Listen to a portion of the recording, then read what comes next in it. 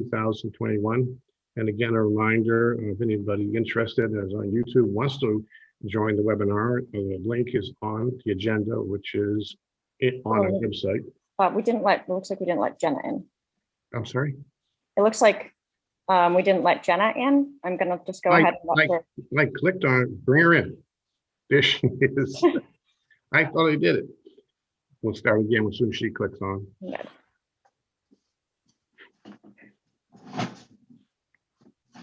There she is, Hey, Miss Jenna. America. Sorry, Jenna, I tried to click you on, and I guess I screwed it up. But anyway, welcome to the Town of Camden Select Board meeting for March 23rd, 2021. I was saying that this is the webinar, and the link for it is on our agenda, and the agenda is on our town website in the Select Board meetings and packets. If anybody wants to join as an attendee, there are also phone instructions there if you want to phone in, and the instructions to how to unmute or mute your phone if you want to speak over the phone. So with that, I'd like to commence our agenda, and that first item is public input on non-agenda items. I don't think we have any. Janice, is that correct? Okay, she says no. So item two is the approval of the board minutes from March 9, 2021. Comments, corrections, motion?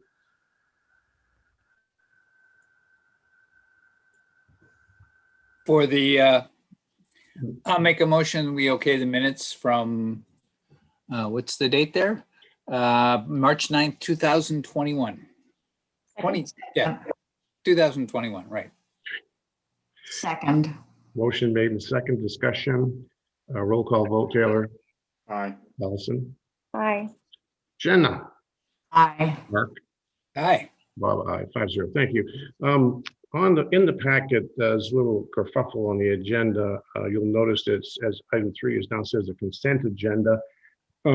Originally, we had to rush to get in a request for a business opening next week, and we thought there were more Vittler license applications. There are not. With the board's approval, we'll take each one of these 4 not as consent agenda, but rather as individual action items. So from that perspective, the first one on this item is a approval of a Vittler license for the Mill Nutrition at 25 Mechanic Street.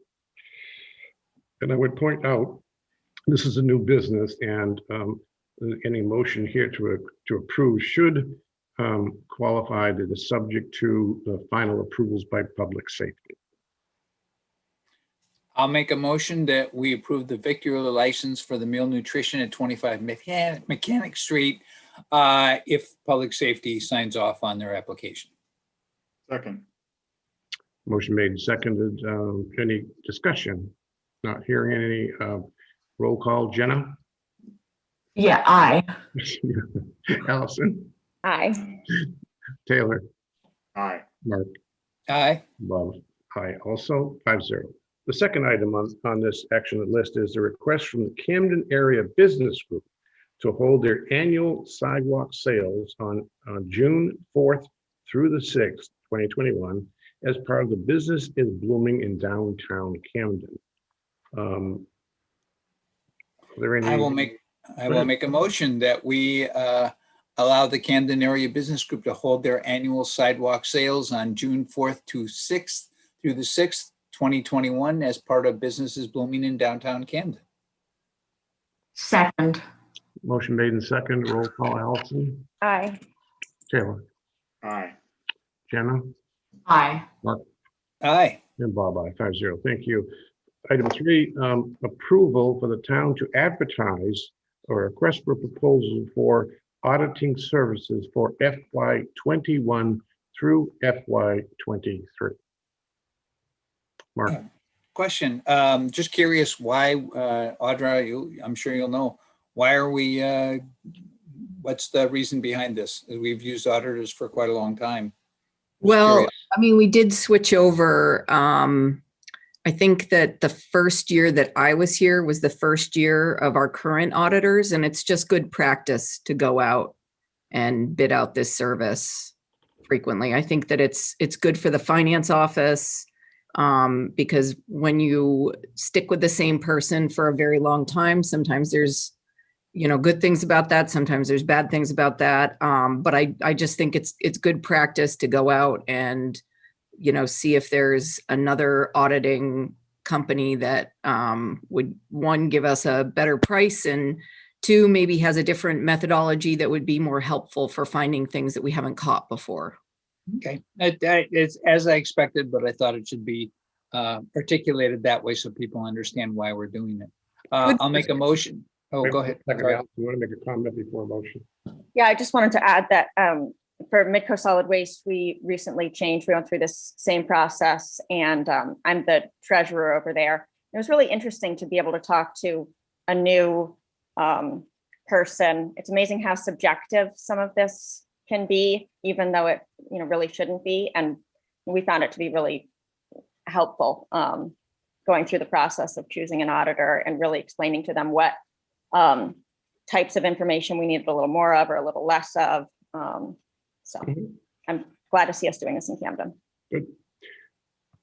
Motion? Then I'll go ahead and make a motion that we approve for the town office to advertise an RFP for auditing services for the year 2021 to year 2023. Second. Second. Motion made and seconded. Any discussion, any further discussion? Not hearing any. Roll call. Allison?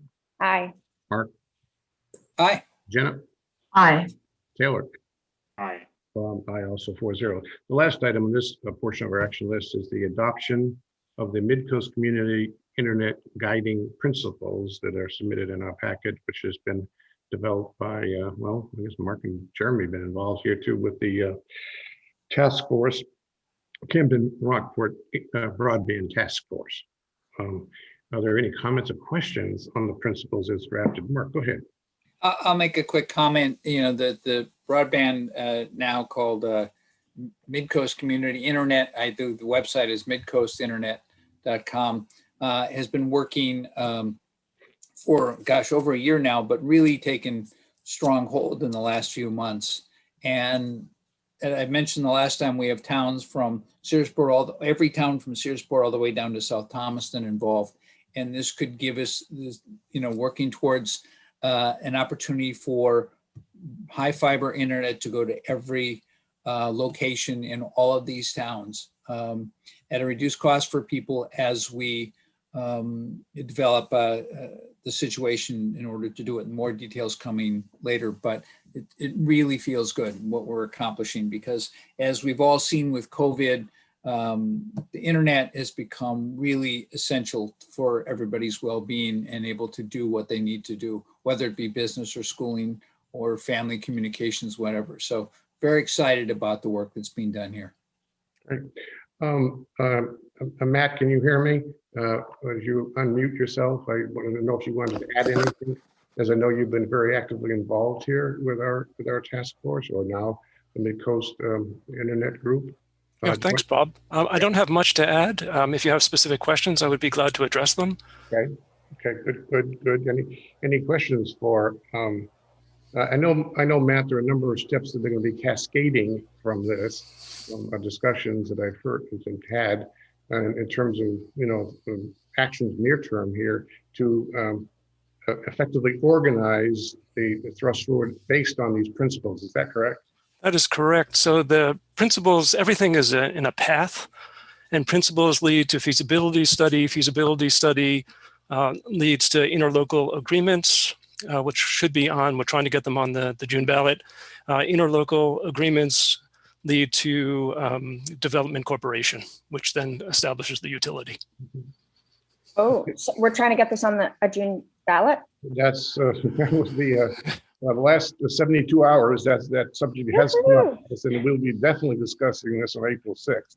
And just, I guess, Bob, I will just jump in that, and Allison, to the surprise of all of us, ARP, so the relief funds coming from the federal government, coming through Connect Maine in the state, have opened up tremendous opportunity to actually get the seed money and what we call priming the pump to make this a reality much faster than we thought. So to Mark's point, we have been working diligently. I mean, Absolutely. Deborah Hall is the team leader, Bob, as you know. And we have been working diligently to make sure that we have all our ducks in the row, including something as simple as the guiding principles, which allow us then to enter into the interlocal agreements and to approach companies like Pioneer and Finley for feasibility studies. Yep. Yeah, it's rather exciting. And Matt, you've been no slouch yourself from what I've heard in terms of driving this. This thing is moving very rapidly. That's wonderful. Allison, your hands up. Yeah, that's awesome. I did hear something on, I think it was on Main Callings the other day about how everybody's trying to scramble to do this. And my question was just going to be, is this, so Deborah Hall is still sort of the chair or the lead on this, and that isn't in jeopardy with her not running again for the Rockport Select Board? I ask that just because I guess part of what has given me a lot of faith in this is that Deborah's just so out. I know there are other people that are contributing a lot too, but I found Deborah to be really quite outstanding on this issue. And You're right. Well, I can answer that directly because I did speak to Deborah exactly on that topic, and she is looking so forward to staying on this with the approval of the Rockport Select Board going forward, of course, because this is her passion, and she's I can tell you she's excited about it. She is putting phenomenal. Matt can support this. She's putting phenomenal number of hours right now into this thing, and that's going to only get more going forward. Correct, Matt? Absolutely. And I would take it, Bob, one step further. It's not just passion. She and Allison, to your point, she has a level of expertise that I have not seen. I mean, even at the highest levels of state and federal at this point. She is a powerful force and an asset that we cannot speak more highly about. Yeah, when I started researching all this for a little while, I became really committed to trying to learn about it. And then basically everything that I learned when I would speak to Deborah, it was just like she just proved she's just incredible with this. And I realized, you know what, I think my time would be better spent on other things, and I'm going to defer to Deb on really all of this stuff. Yeah, I have to say, just in a few conversations with him, I've learned a heck of a lot. Let me just add a few things. She has been the driving force behind this for more than a year. The work she's been in has been exceptional. She's incredibly knowledgeable, as Matt said. And, I don't know how many people know that her legal profession was as a lawyer. Bob talked about the number of hours she's put in. The Mid-Coast could not afford her if we had to pay her for the time she has put into this and the knowledge and expertise. Yeah, keep that quiet, Mark. Yeah. Well, and I just want to add in terms of guiding principles, I don't know if you saw in your packet, this is on the agenda for the last remaining members of what we call the Mid-Coast Internet Coalition. With Camden's approval and 3 others, we will be fully on board in terms of moving forward. It was nice to finally see some benchmarks. A lot of people talk about broadband and, oh, of course, we all want better internet, but very often that doesn't get defined because most of us there is universal broadband in Camden for the most part, but that 100 up and 100 down, I was glad to see that defined as a minimum. Well, and Allison, to your point, also just making sure that we're serving the region. This whole idea of establishing a municipal regional utility as opposed to the private vendors who won't go into that rabbit hole right now, but just making sure that everyone understands that this is really a community endeavor and that we have engaged, as Bob said at the beginning, from Northport and Searsmont all the way down, at this point, going even further, Bob, down to Cushing. Great. I didn't hear that one. Okay, good. It's growing like a web. That's wonderful, Matt. Like I said, it's very exciting. So with that, and Matt, thanks for coming on board. And I know it was short notice for you. It's a pleasure. Yes, same here. I would like to make a motion that that Camden adopts the Mid-Coast Community Internet Guiding Principles. Second. Motion made in second. Discussion. Roll call. Jenna. Aye. Allison. Aye. Mark. Aye. Taylor. Aye. And Bob. 5-0. Thank you so much, Matt. Thank you all. Look forward to bringing more good news in the weeks ahead. We'll probably be talking about it in 2 weeks, I'm sure. Yes. Take care, everyone. Have a good night. You too. We have 4 items to bring to a public hearing for liquor license renewals. Again, with procedure has been modified because of a webinar and this pandemic situation. Public hearings are for the benefit of the select board to hear the public input on the items at hand.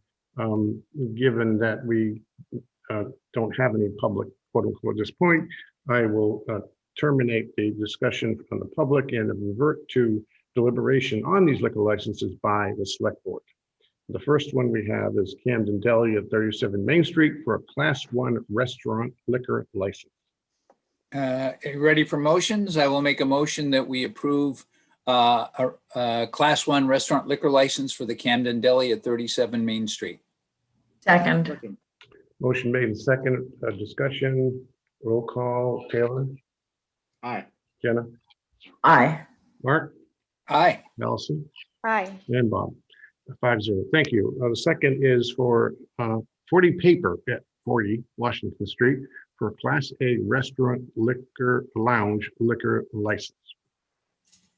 I'll make a motion that we approve a Class A restaurant lounge liquor license for 40 Paper at 40 Washington Street. Second. Motion made and second, discussion. Roll call vote, Jenna, Aye. Taylor, Aye. Allison, Hi. and Bob. 5-0. I suspect these next two are going to fall in the same categories. If there's any objections by the board, let me know. Otherwise, we will take the next two as a package. Basically, Mark, go ahead. I was going to make the motion. Oh, okay, go ahead. Go ahead. Let's see. I make a motion that we approve the Class 1A hotel liquor license for Whitehall Inn at 52 High Street. And we approve the Class 5 bed and breakfast liquor license for the Camden Windward Home at 6 High Street. Second. Motion made in second. Roll call, Taylor, Aye. Mark, Aye. Jenna, Aye. Allison. Hi. Bob, aye. 5-0. Okay, hereby close the public hearing on the liquor license and go to item 5 on my agenda, which is to set public. Yeah, we need to set a public hearing date for the subject zoning ordinance amendments which will be on the ballot for the June town meeting. Frankly, given the schedule we're at, highly suggest that this public hearing be moved or set for April 6th. Comments by the select board? That makes sense to me. Oh, there's Jeremy. Hi, Jeremy. Hello, I'm here. Good. We're just getting, as you know, to setting the public hearing, the public hearing date for these zoning amendments. I propose that we really need to look at April 6th, given where we're at right now. Yes, that is true. And I mean, I can quickly, last time you did move to do the zoning map amendments to a public hearing, you just didn't set that date. And then I did do a brief discussion on the coastal residential amendments that are proposed by Chip Late, property owner, and that one did have a public hearing just last Thursday and had unanimously approved by the planning board with the recommendation that you move that forward to voters in June under one warrant article. Any other comments, select board? A motion to set the date. I'll make a motion that we schedule the public hearing for April 6th for the proposed Camden zoning ordinance amendment for June town meeting. Second. A motion made and second, discussion. Not hearing any, we'll go for roll call vote. Jenna, Aye. Taylor, Aye. Mark, Aye. Allison, Hi. Bob. 5-0. Thank you. That's the Thank you. that was well set for April 6th on that one. And going on to, we have two action items in item 6. I'd like to reverse them quickly because I think it'd be quicker to discuss the discussing the date for our annual community roadside cleanup day. Allison, Jenna, do you want to give us some input here as to what you're thinking? To be honest, I needed to do a little bit more coordinating with Rockport ahead of time. We just found out their we'd share some of the same materials for that. And theirs isn't until April 30th. We do have a little bit more time. I don't know if Jenna, you have a date in mind. I think we are ready again to do the, the kind of group gathering. I agree, especially since people break off and we can be safe when we meet up for that little organizational part. I would be fine with doing it I actually haven't looked at the calendar. I feel badly, but I would be fine with doing it earlier in April than Rockport. That makes sense, closer to Earth Day, perhaps. Yeah, this was for anybody who doesn't know, this was Leonard, Jenna's dad's big thing that he always wanted to see the town do more for Earth Day. So we've been doing this in honor of him. And so why don't we bring this back? It would be nice if we could start, if people want to do some cleanups before and get started early, they can contact us and we can give them supplies.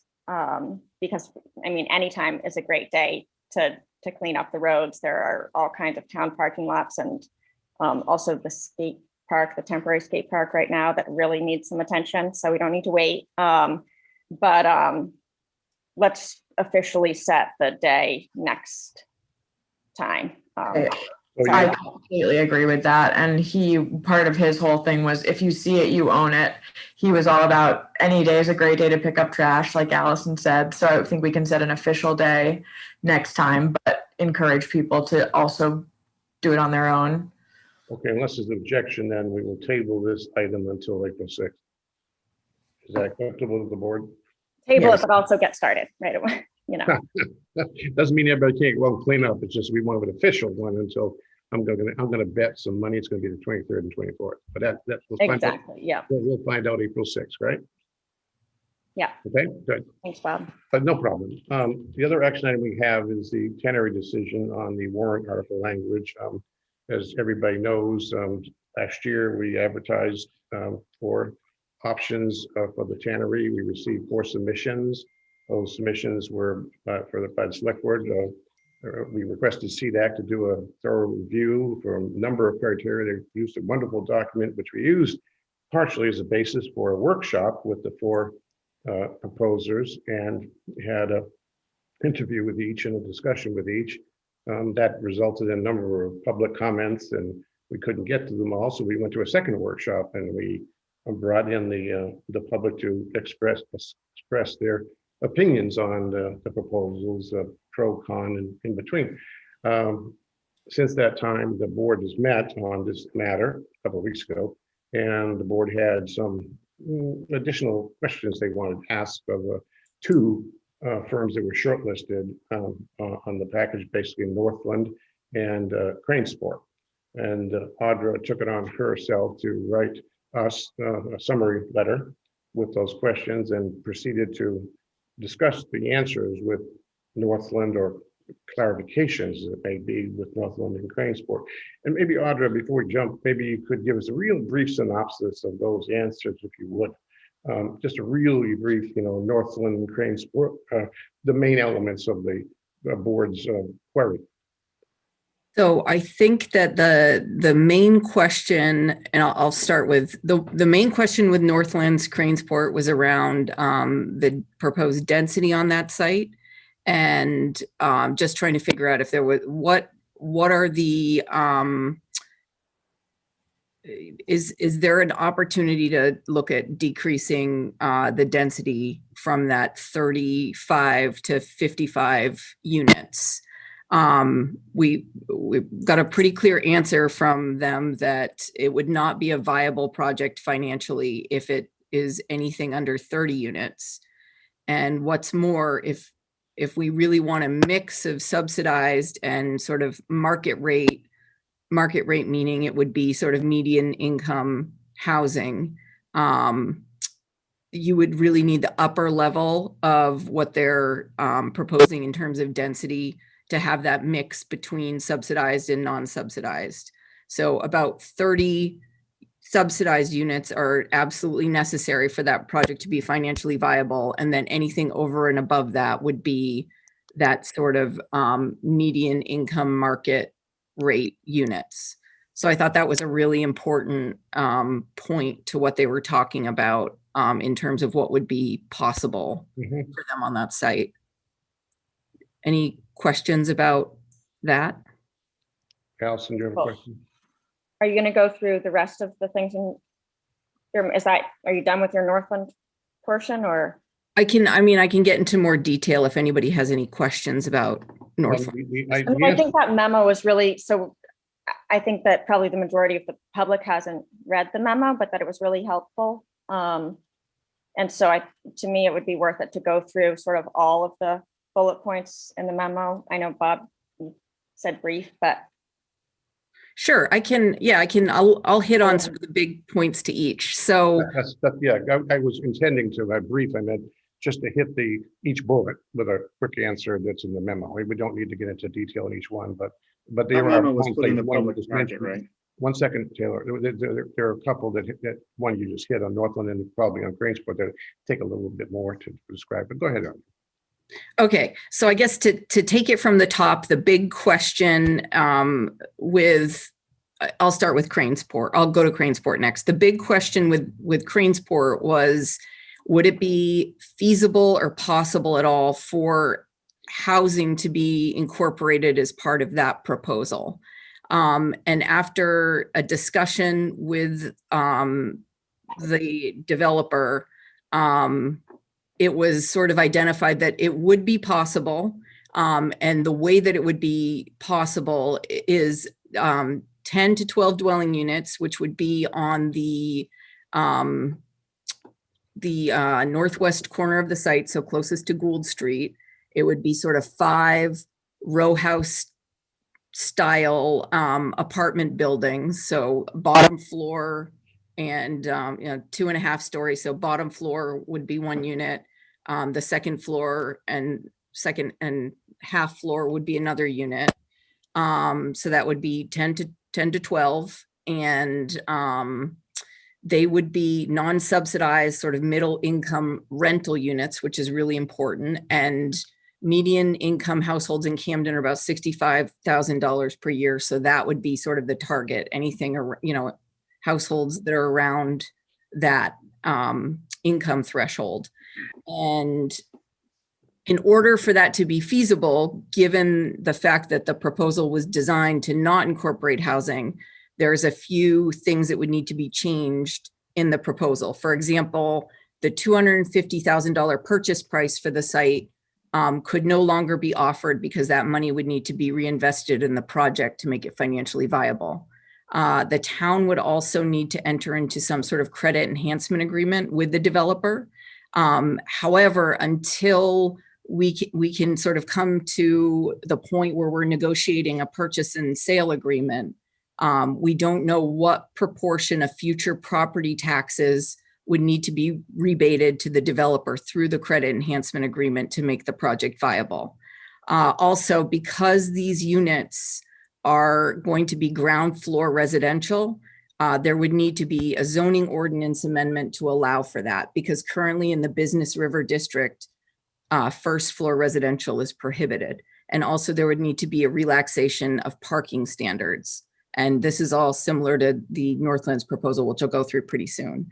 And the $165,000 remaining of the cleanup grant would have to be invested in this project for a cap and cover system on the green portions. When you look at the site layout in the proposal, there's a number of sort of green spaces. Those are the ones that would need a cap and cover system. Everything else on that site would be remediated through the development process. There might be some soil removal that would have to be paid for, that could be paid for through the $165,000, but importantly, that money would need to be used on the site. It couldn't be under this scenario, it couldn't be used on the riverbank, and that's something that we would have to deal with through another grant or some other mechanism. Also, there was discussion around the purchase and sales agreement and some sort of irrevocable letter of credit, similar to what we did with the American Boathouse. And the developer indicated a willingness to enter into that with the town.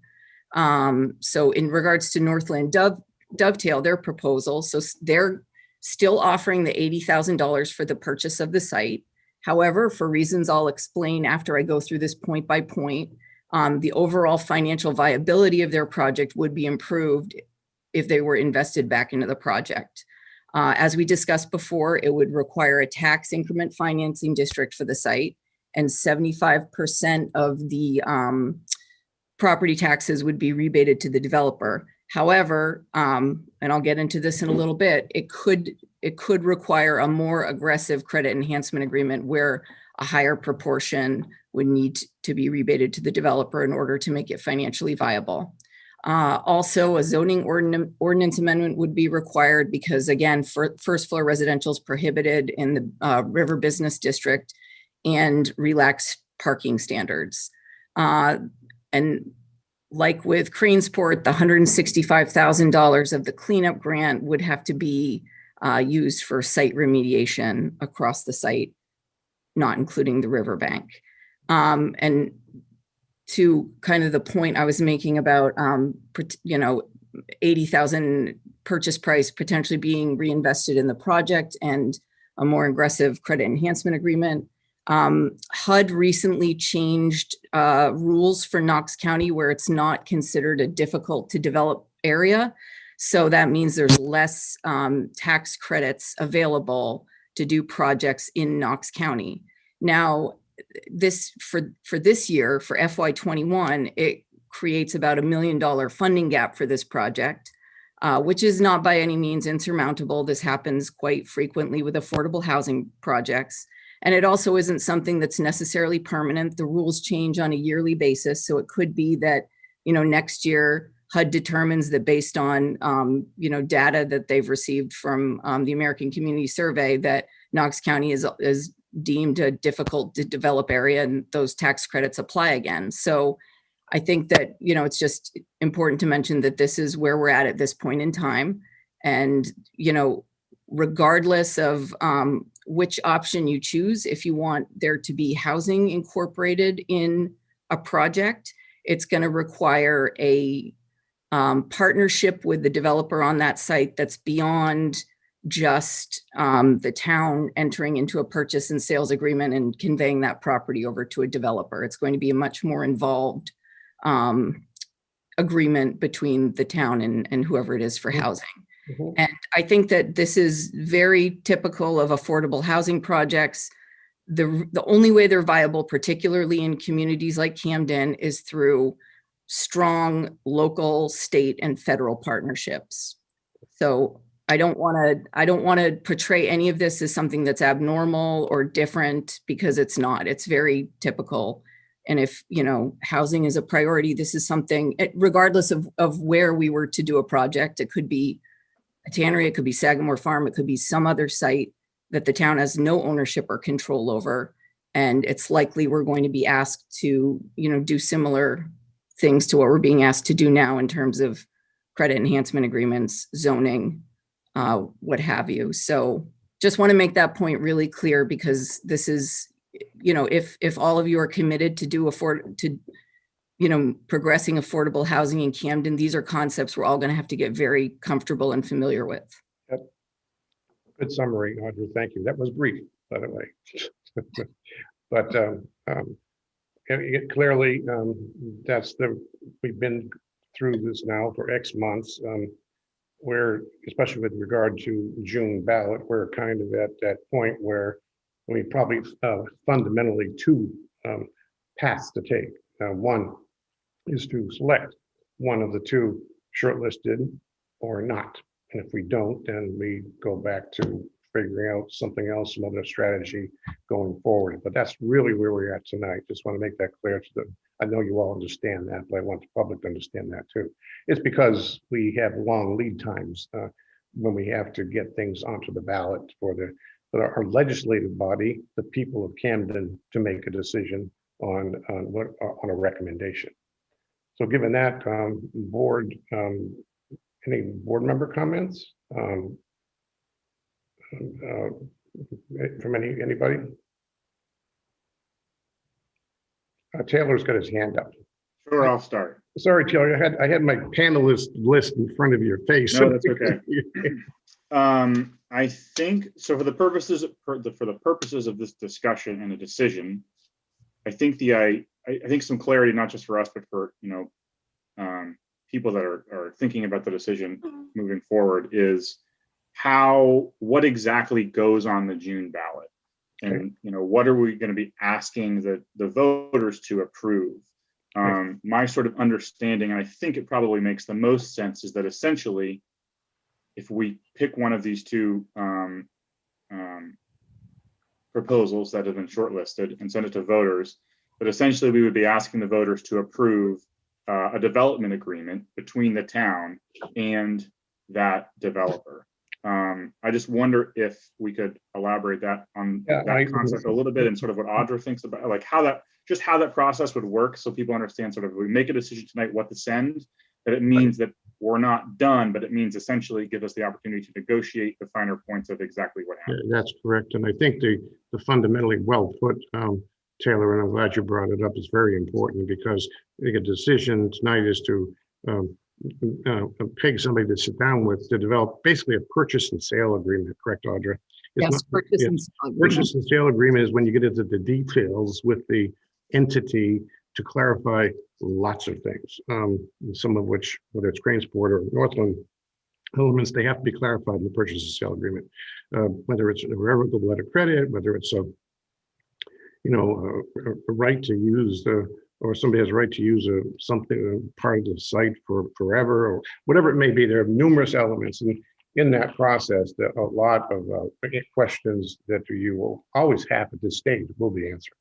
And to your point, Taylor, and Jeremy and Audra, correct me if I'm wrong, but I clearly understand that what paraphrasing the warrant that would likely show up in June would be it would be worded to the theme would be, do you approve the town signing the purchase and sales agreement for X, Y, Z?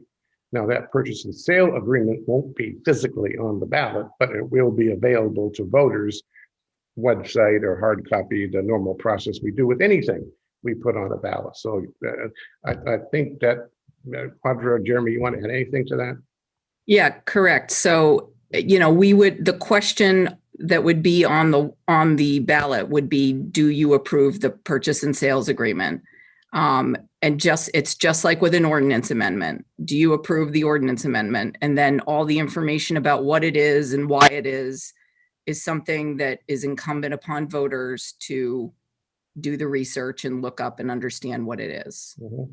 And that's essentially something that we would, between tonight and June. Well, it has to be well in advance of the ballot, of course, because people have to have a chance to review it. But nominally speaking, you have, Audra, 4 or 5 weeks. It would be done between now and April 20th.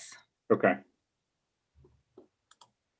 I have more, but Allison has her hand up. I'll let her go. It's up to you guys. I have just a couple of questions before any comments. It would be good to get a little bit more clarification on the cleanup costs and the commitment or lack thereof from either the developer or the town, how that would work. I think I heard that for greensport, with housing, we would need to commit the rest of that $165,000. Yes. That would need to go toward the cleanup, but without the housing, greensport would be taking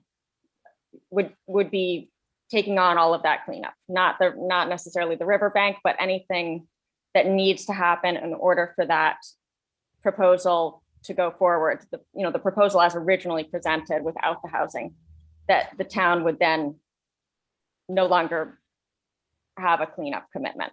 Is that correct? No. Cranesport, when they designed their original proposal, they were anticipating that 165,000 would be available for site remediation. And what they were anticipating is, like I said, all the green areas would have a cap and cover system on them. Okay, And some soil removal due to trenching for, installing utilities. okay. And now with Northland, same thing. Same thing. They've, and I guess the difference is that Cranesport, they don't separate out site remediation and cleanup costs because they've integrated that in with their development plan. Whereas Northlands has in their proposal, like they said, we've set aside X amount for cleanup, but both of them have anticipated the need to do site remediation and cleanup, and it's budgeted in as part of their project. I think Okay, so the total amount that the town would need to spend, so that would be zero. That's just our grant funding. That's It's not, the balance of our cleanup grant. so for neither proposal asks that the town contribute additional funds toward the cleanup, Correct. other than, well, be careful, we gotta address get to the development, you're right, Allison, but I'd want to differentiate between that and the river cleanup. Those are two So different both things. of them do not integrate the cleanup of the riverbank as part of their project. okay, I'm not as concerned about that because I think it's really likely that we can get grant funding Mhm. for that, just based on all the other river stuff that we're doing, but, okay, Yep. so, so the only major, like, just looking financially, like, if we take the Cranesport proposal, I guess without the housing as originally presented, the impact, the financial difference for the town, if we were gonna take all other variables out of it, is the difference in purchase price, 80,000 versus 250,000. And the difference in one of them having a requirement of a credit enhancement district and one of them not. So one of them, the tax revenues go 100% to the town and the other one has to be shared. Split. Are those the only, No, you have to add the zoning change. but saying just financial? Oh, sorry, Allison. Okay. Yeah, that's correct. But then we also have the uncertainty of the fact that Northland may have up to $1 million funding gap. So we Yes, would be sending something to voters with a medium level of, it's really hard to define whether that funding is going to be available or not, but we'd be sending something that would be plus or minus $1 million. I know there are a lot of creative ways that we can make that up, but I think, correct me if I'm wrong, but it would occur in that situation as well. One, during the purchase and sale discussion, there's a couple of, would logically happen. There won't be a shortage of funding. There could be a change in the project. There could be a different number of units that are affordable versus market. That's the way they would work the numbers to make up the loss of that $1 million. that's one of the major things that would be done. Another is the town being a pass-through for a community development block grant for housing. at what point did we say what's the major problem with having 30 just 30 affordable units?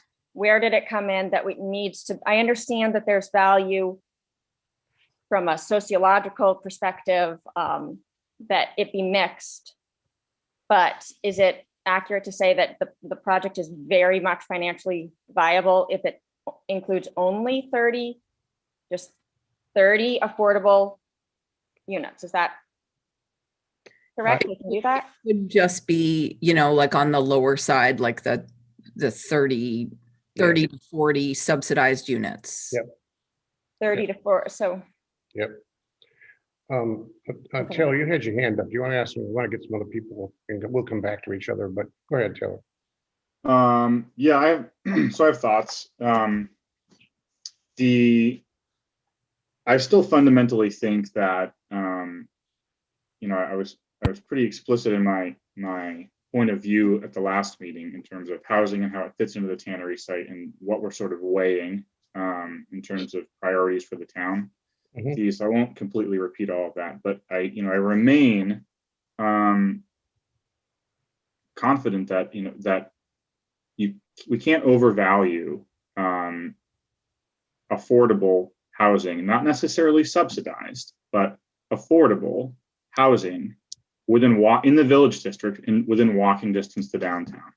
I think that, to me, in looking at Northlands, as mixed, where it was potentially 25 to 30 subsidized units in addition to 10 to 15 mixed units, was the most interesting mix for them, because I actually agree with the people that think that that median income level is the most underserved. That workforce median income level is the most underserved in terms of housing, because it is fair to say that we do have a number of Section 8 type subsidized housing units in Camden. We do.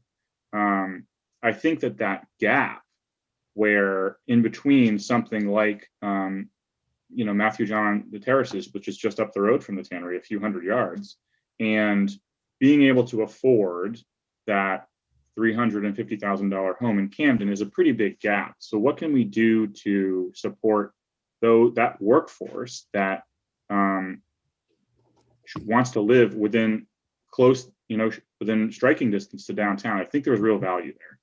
So in talking about that last week, that was really what I saw valuable about Northlands. I think the Northlands as subsidized alone is not as exciting to me. I've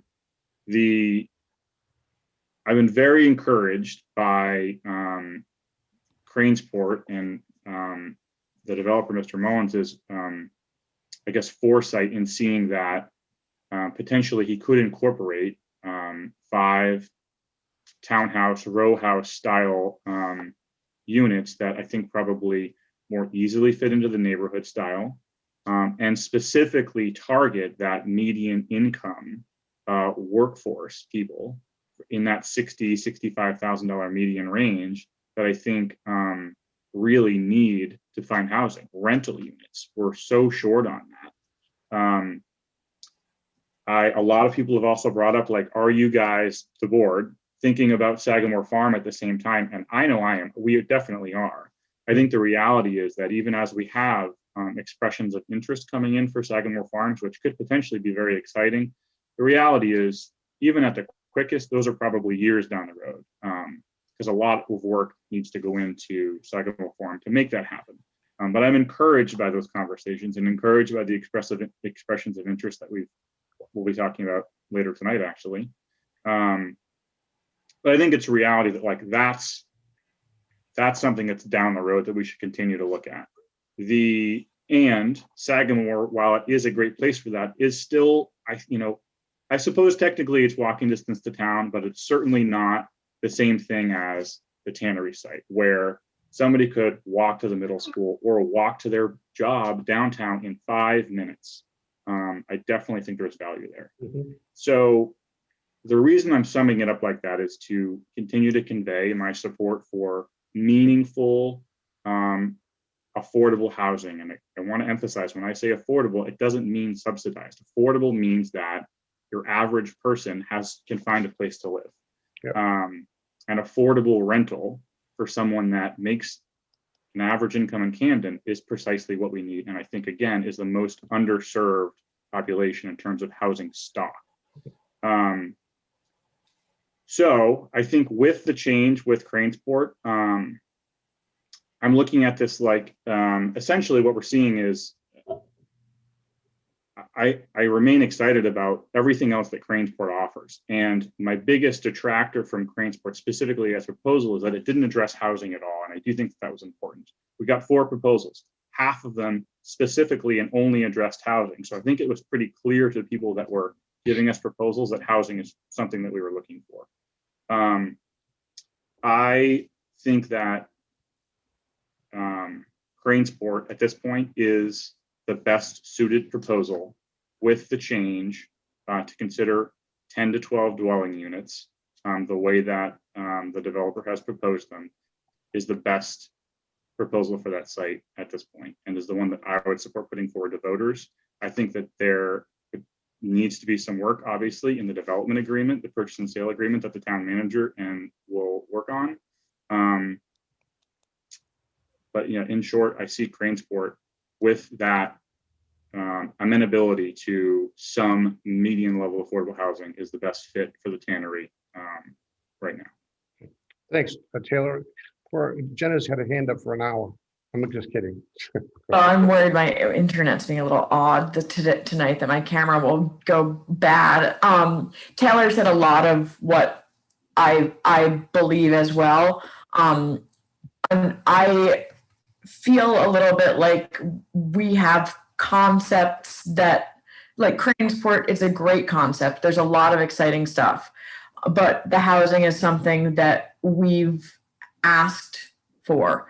That isn't, I feel like we have proposals that it's like you didn't quite complete everything. With affordable housing, I think we have a semantics issue a little bit that Taylor addressed quite well and quite thoroughly. And as both of us have in common the fact that we've rented in the last 5 years in Camden and been fortunate enough to find, that $1,000 apartment that is nice and well maintained and affordable. Thank you, Colleen. But people a friend of Bob's was my landlady. She's great. But that's to me is the trouble. Isn't having units that that $44,000 maxes you out. That means two people making $15 an hour are $20,000 just about over the income level. And I have a concern about that particular type of housing. And this is very, Camden NIMBY-ish perhaps, but that particular style of housing being appropriate, as well as, and I think if it addressed the needs a little bit more thoroughly, that it would be a bigger draw for me. But I feel like the greensport proposal is really exciting. I mean, it's hard to say anything but that. I just have some reservations about the ability to execute it, and also the developer having different goals perhaps than the town does, and how much willingness there is to change things to work with us. I feel a little bit like Goldilocks right now.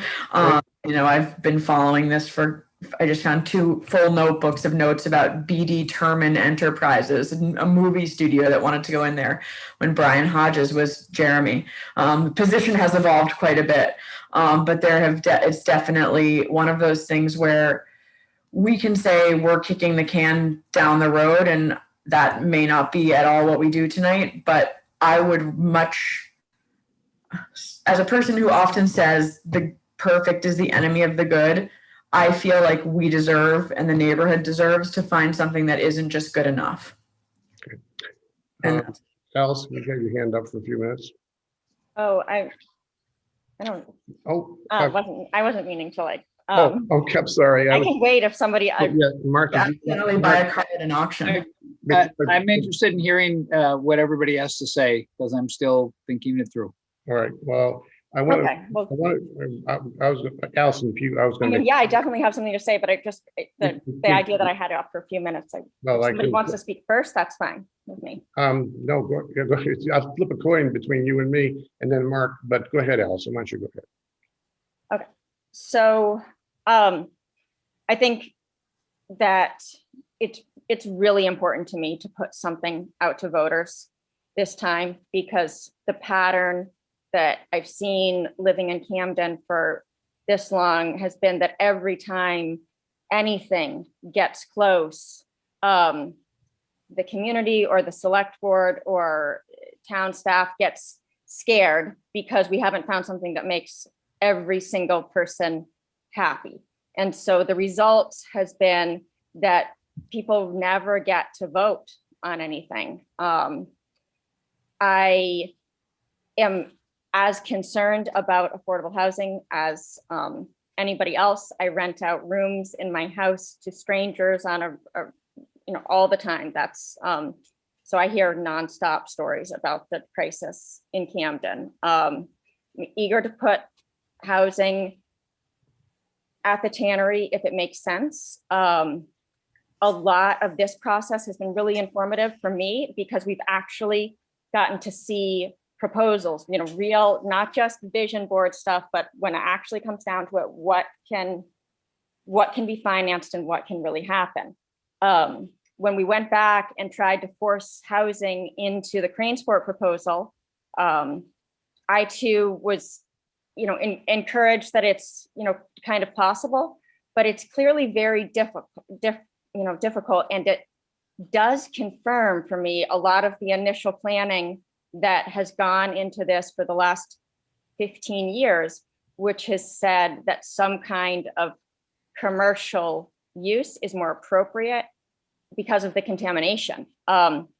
Excavating that site any more than necessary adds a huge amount of cost. And we kind of saw the amount of cost that it adds by asking, one of the developers to add housing, not even affordable housing. This is also, in just looking at the Sagamore proposals, it also confirmed that that site is also a little bit difficult, but not impossible. But that the main things that make this work, having sewer is a really important part, and having a not contaminated site helps a lot too. I think we have been so focused on just looking at sort of what properties that the town has, that now that this has forced us to scurry and look around at all the different places where a type of proposal like Northlands could go, it does identify some other opportunities, both, maybe there are things that the town has, or maybe there are, lots that are held in the community, and that we haven't put quite enough effort into looking for these places and rezoning accordingly. So I, in essence, I agree with Taylor that I would be comfortable with what, in concept, this idea of trying to force some housing into the greensport proposal. But from an ecological perspective, I'm really also concerned that we're trying to do too much with that site. And when I looked at the greensport proposal, if there was anything that I would have wanted to do to it, it would be to add a little bit, a little bit more green space, a little bit less development. It's right next to the river. It's in the floodplain. That the idea that site can be everything to everyone, I don't think works that well environmentally. If we could take that, $250,000 isn't nothing. We're talking about all the things that we're having to do to develop housing other places. $250,000 can get us help us get toward that goal. And so if in the interim, we were able to really identify other parcels that make more sense, that are zoned for it. I'm really conflicted about sending something to voters that requires a zoning change in a TIF district after the community has spent so much time planning, and I don't agree with all of the past planning or the zoning or I don't agree with all of it, but it's to ask a double-barreled question and to say, we're going to put this out there, but then you also have to change the zoning and you have to create this TIF district, and it starts to get really messy. So I would like to see a way for it to be, it's this maybe in the initial proposal. And then if voters approve a zoning change, then it kicks into this other option. Because maybe it will be that we can identify a couple other places and a zoning change won't be necessary because we'll be able to take $250,000 and invest it over here. So that's a long-winded way of saying that I would like to see us try to get to an agreement. I have, some concerns about the details of it, but Well, of course. voters deserve, we are at the point where we could at least put something to voters. We could give them a bunch of information and they could decide. And they don't have to vote yes, but we could at least give them an option. Mark, before I say anything, do you want to say something? Not yet. Boy, okay.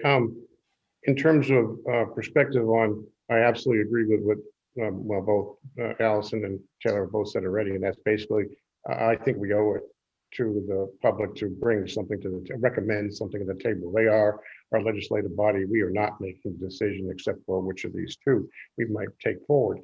But I would also, to that end, I think greensport and its, two options are very interesting, actually. They both have their pluses and minuses. I think they're most economically the most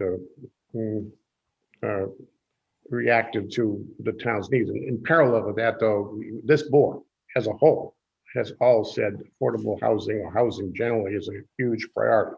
We've already established that. Now, if we start off and to the point about making a selection this evening for X or Y, as we go to the purchase and sale agreement, is we can be looking at other options that could rear their heads that are in our town that may affect what we do with the purchase and sale with, especially with a greensport. Whether it's Allison's point, whether it's all workspace kind of a development or workspace in a small portion housing. It does complicate matters to all your points, but you can start off with a recommendation and let the powers that be, Audra and company, to work with that developer to put the flesh on the bone of the purchase and sale agreement. I can tell you that, I've had enough conversations with Audra and Jeremy both recently that they really, really have heard the select board's passion for the need for affordable housing. And it's not a long-term passion. To Taylor's point, yeah, Sagamore Farm is definitely an option, but it's a multi-year option. That, board, that's not good enough. We need to do something sooner than that. We need to be creative. We need to open up every nook and cranny we can figure out to do more. And in that equation, as we walk through the purchase and sale with the selected entity, there's highly likely that some slight modification to what we're approving tonight may come forward in the next weeks, in fact.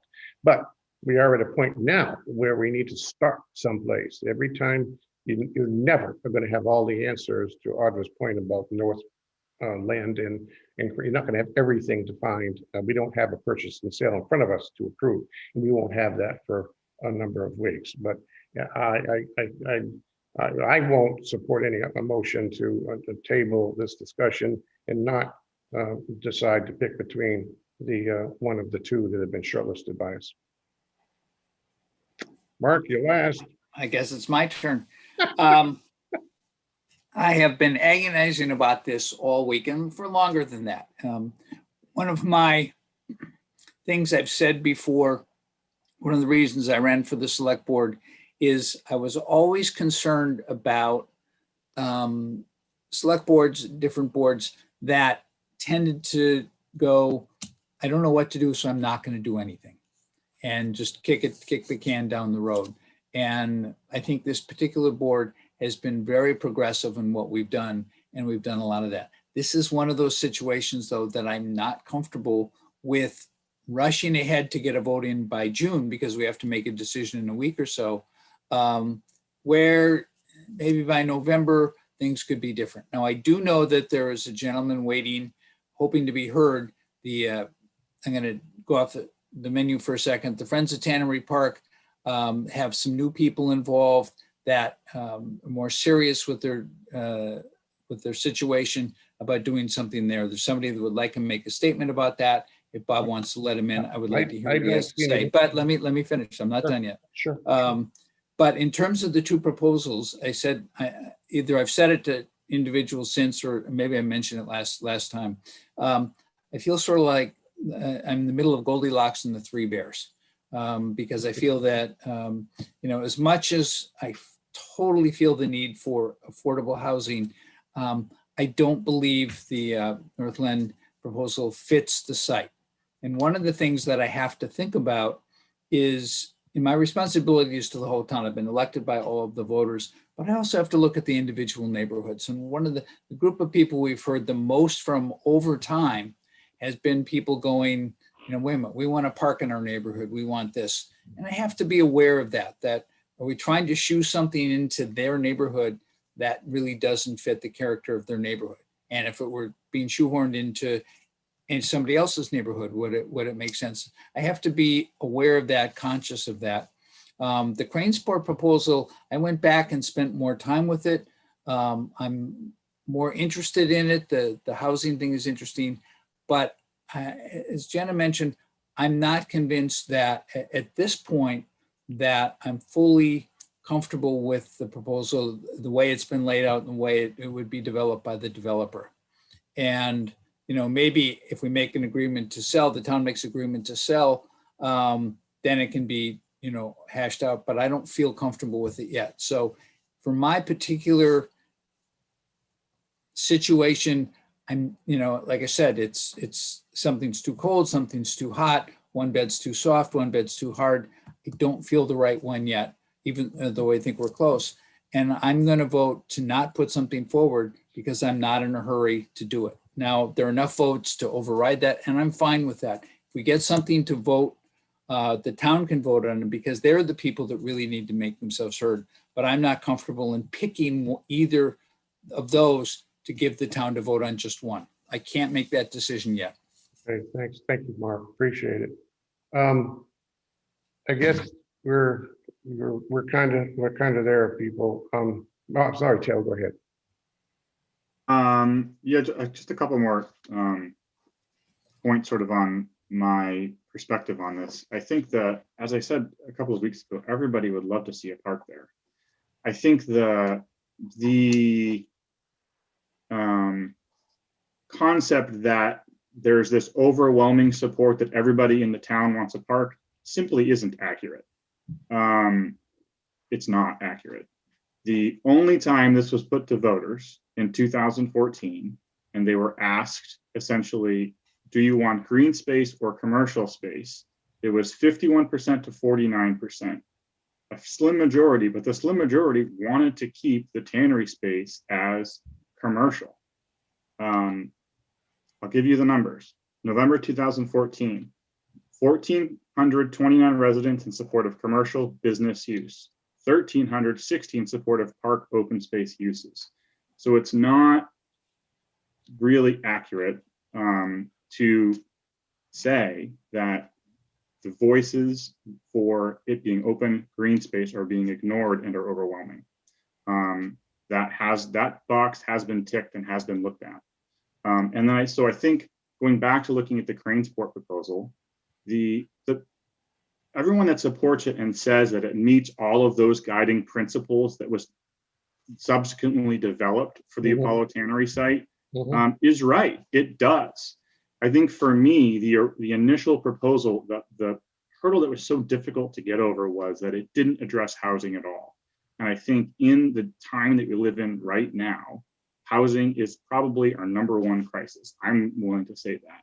So now that we have the greensport proposal and the developer willing to address housing as a part of a proposal that already ticks all of the boxes of the guiding principles, to me now makes all the sense in the world. Of course, there are question marks for it. There's going to be question marks for any of the proposals that we could possibly pick. Yes, there's risk with any developer. I'm encouraged. I haven't worked with this developer, Mr. Bowens, personally, but I'm encouraged by the fact that he's a local developer. So to me, what that says is he's going to have more skin in the game than somebody who's not a member of the community and say lives in Portland or elsewhere.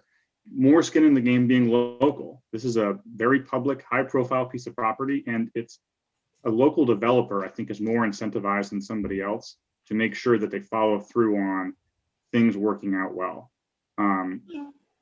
That may be semantics, but that just seems to make common sense to me. So that just sort of restates, I think that greensport does make all the sense. It does meet the guiding principles. The only piece it was missing was housing. Now that the developer is willing to incorporate a fair number of units that hit a median income range, it makes sense to me. And to me, that's what I think we should support tonight, and I will support. Thank you, Taylor. Allison? Yeah, I agree with everything that Taylor said, and would just echo that I hear a lot from people in the community that they're frustrated that the town hasn't followed through with some of the initial commitments, which was that we were going to spend as a community $1 million to clean up this property, to turn it into something. And it wasn't to be another playground. Now, park is a word that gets thrown around, but seems to mean different things to different people. Park and playground are not necessarily the same thing. And I do think that that in this case, both actually the Northland proposal and the Cranesport proposal incorporate park elements.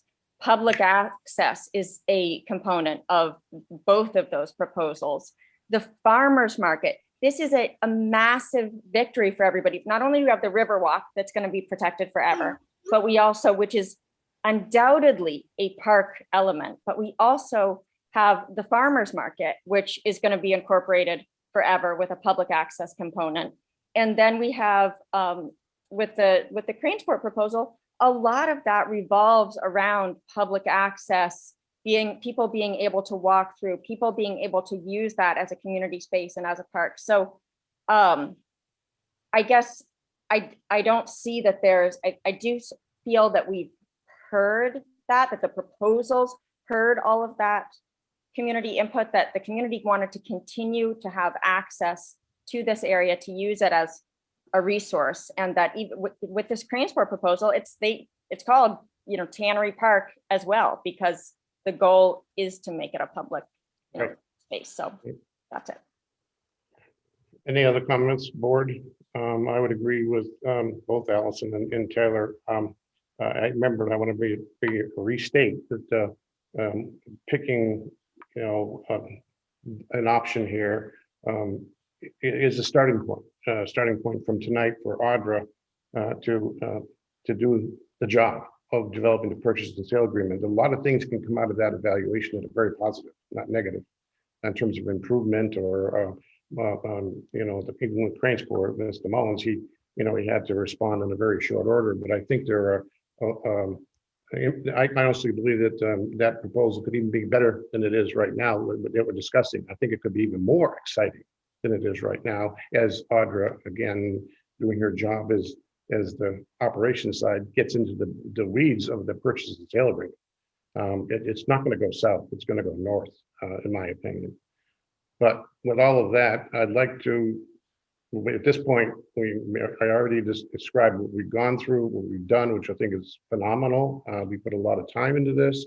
I totally agree that for me, not personally, not to do anything here tonight is a mistake. Too many times we've, I don't want to use that hackneyed kick the can down the road, but there's too many times when, because we don't have perfect information, we don't want to make a decision. That's very common in all of our lives. So the way I'd like to hear from the board right now is a motion. I'll do it, Bob. Should this be phrased any certain way, Audra? Why don't you take a whack at it? And I guess if I can, before you make your motion, if I can give you some, throw out some things that'll make it easier for me to move this forward. Okay. I would like you to be specific about whether or not you're making a motion for which proposal. Is it going to be, if it's the Cranesport proposal, is it with the addition of housing, Right. or is it the original proposal? Okay. Okay. I think Yeah, that- I was gonna say that I totally agree. And also, well, we can get into more characterization about basically, we're authorizing this to take the next step forward to go onto the ballot. And that is for Audra to develop work with the developer to develop a detailed purchase and sale agreement that will be the basis of that offering, which we voted on in June. And there, to the idea, it needs to be clear whether if it's CraneSport, whether it's there, because there's more differences there. The original proposal, which was 100%, workspace, or the modified option, which needs a little bit more flesh on it with the housing. That has to be made clear in the motion. Versus Northland, that's a little different story. They haven't really substantially changed their proposal or been asked to change their proposal. So with that, Taylor, go ahead.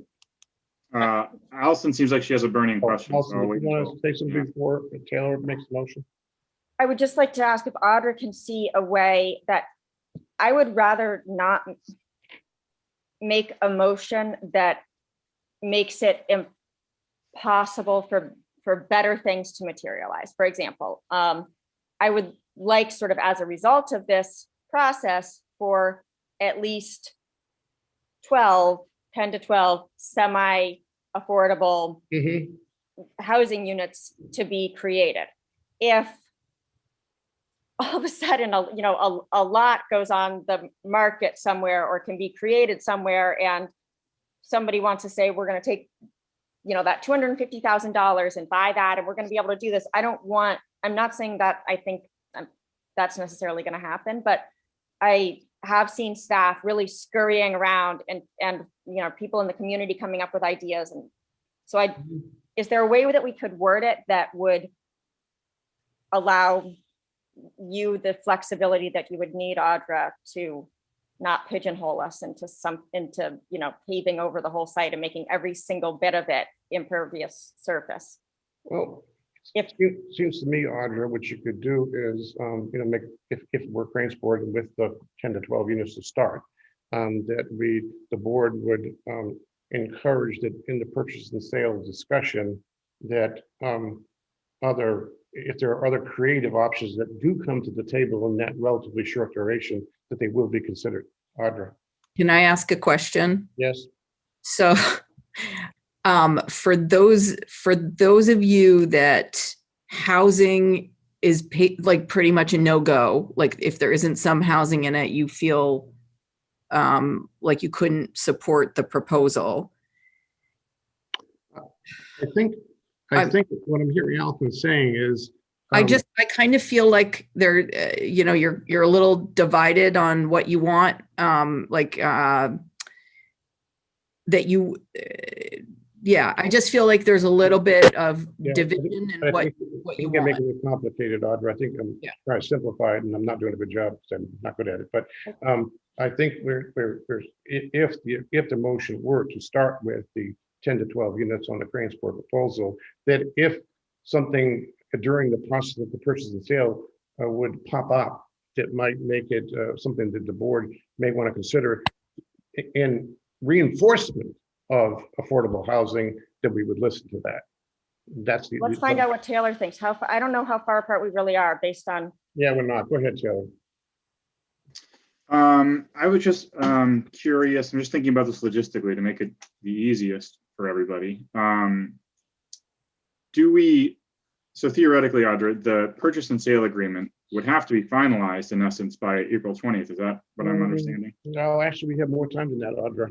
Well, I mean, I feel like it's a little disingenuous to kind of approve a warrant article that's saying approval of the purchase and sale agreement and not have it ready for voters to look at. So let me, I guess it almost makes tonight feel moot, but I understand the most important thing about tonight is giving you the ability to work directly with that developer and nail these things down because we've made a decision. Yep. So correct. If that's the case, then, and we decide to move, I'm going to make a motion to move forward with CraneSport with the housing addition that they have offered. If we find over the next month, essentially, while you're working out the details of that agreement, that for one reason or another, that a miracle has happened and we can satisfy that need in a reasonably similar way elsewhere in town, that in a binding way, that on April 20th, theoretically, we could approve that purchase and sale agreement to go on the warrant without the changes, knowing that that's happened, right? Because essentially we're going to be voting on this twice before it goes on the ballot. That's right. Is that correct? Yes. Yes. Allison, does that Yeah, make I sense to mean, you? just, we're saying 10 to 12 units. That's a lot less than what Northland had.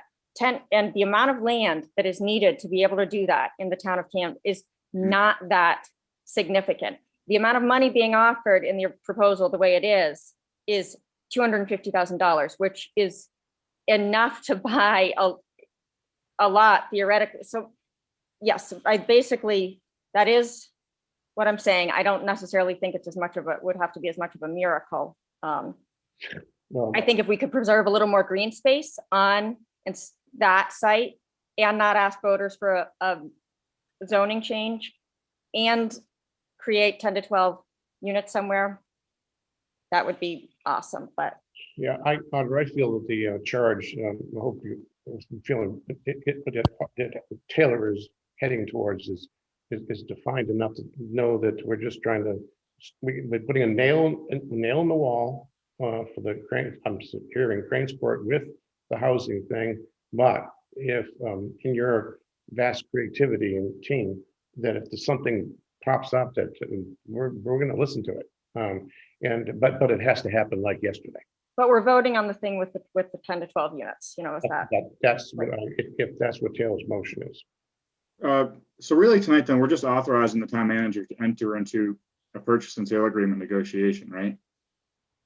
Yeah, Why basically. don't we just, Well, basically, it's to, but in support of a warrant for June. right? That's the subtlety that has to be clear. Otherwise, the purchase and sale agreement we could do, to Mark's point, we could do it in November. I think that needs to be met. So Taylor, why don't you craft something that we can wordsmith it if we want, Audra, with your help. But you were starting into a motion. Yeah. You're typing it? Yeah.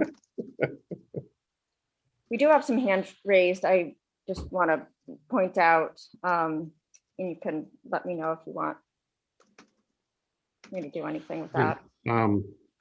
I didn't see, I see your hands raised. They've just gone up. There's a call in one and Yeah, the call-in user and just Steve Gold, I see. Yeah, I don't see any reason why we can't take a brief comment from those that popped up, which is the call-in user first. yeah, okay, so I don't know how to do that one. yeah, I can do it. So I've enabled talking for calling. Am I in now? Yes. Yes. It's Nancy Cottle Johnson. And I've been listening to the discussion tonight. I thought everyone's points were very interesting. It really helped me a lot just to understand how each of you is thinking, because you each did a really good job of explaining it. I would just like to mention a couple of things that came to mind. One is that back when first of all, does anyone know when the guiding principles were originally established for this site? 2010. The date? I think it's 2010. 2015, I think. I think it's 2010. I think it might have been 2008, actually, that the CDAC did that. But, how many years so one thing to consider is how many years have passed since then? How many new people have moved to Camden? Mhm. How has Camden changed? And yet I still hear the original guiding principles raised as something that needs to be Mhm. absolutely must be considered for the site. Whereas in many communities, what would have happened by now is that those guiding principles, that whole proposal would have been sunsetted after to be determined got shot down and a few other inappropriate uses. And a new group would have proposed something, which is really what happened with the tannery study group, then that wasn't followed through on.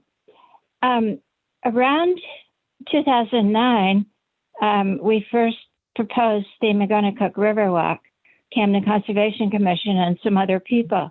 And we proposed that there be space set aside along the river, as there is now, and that it be protected.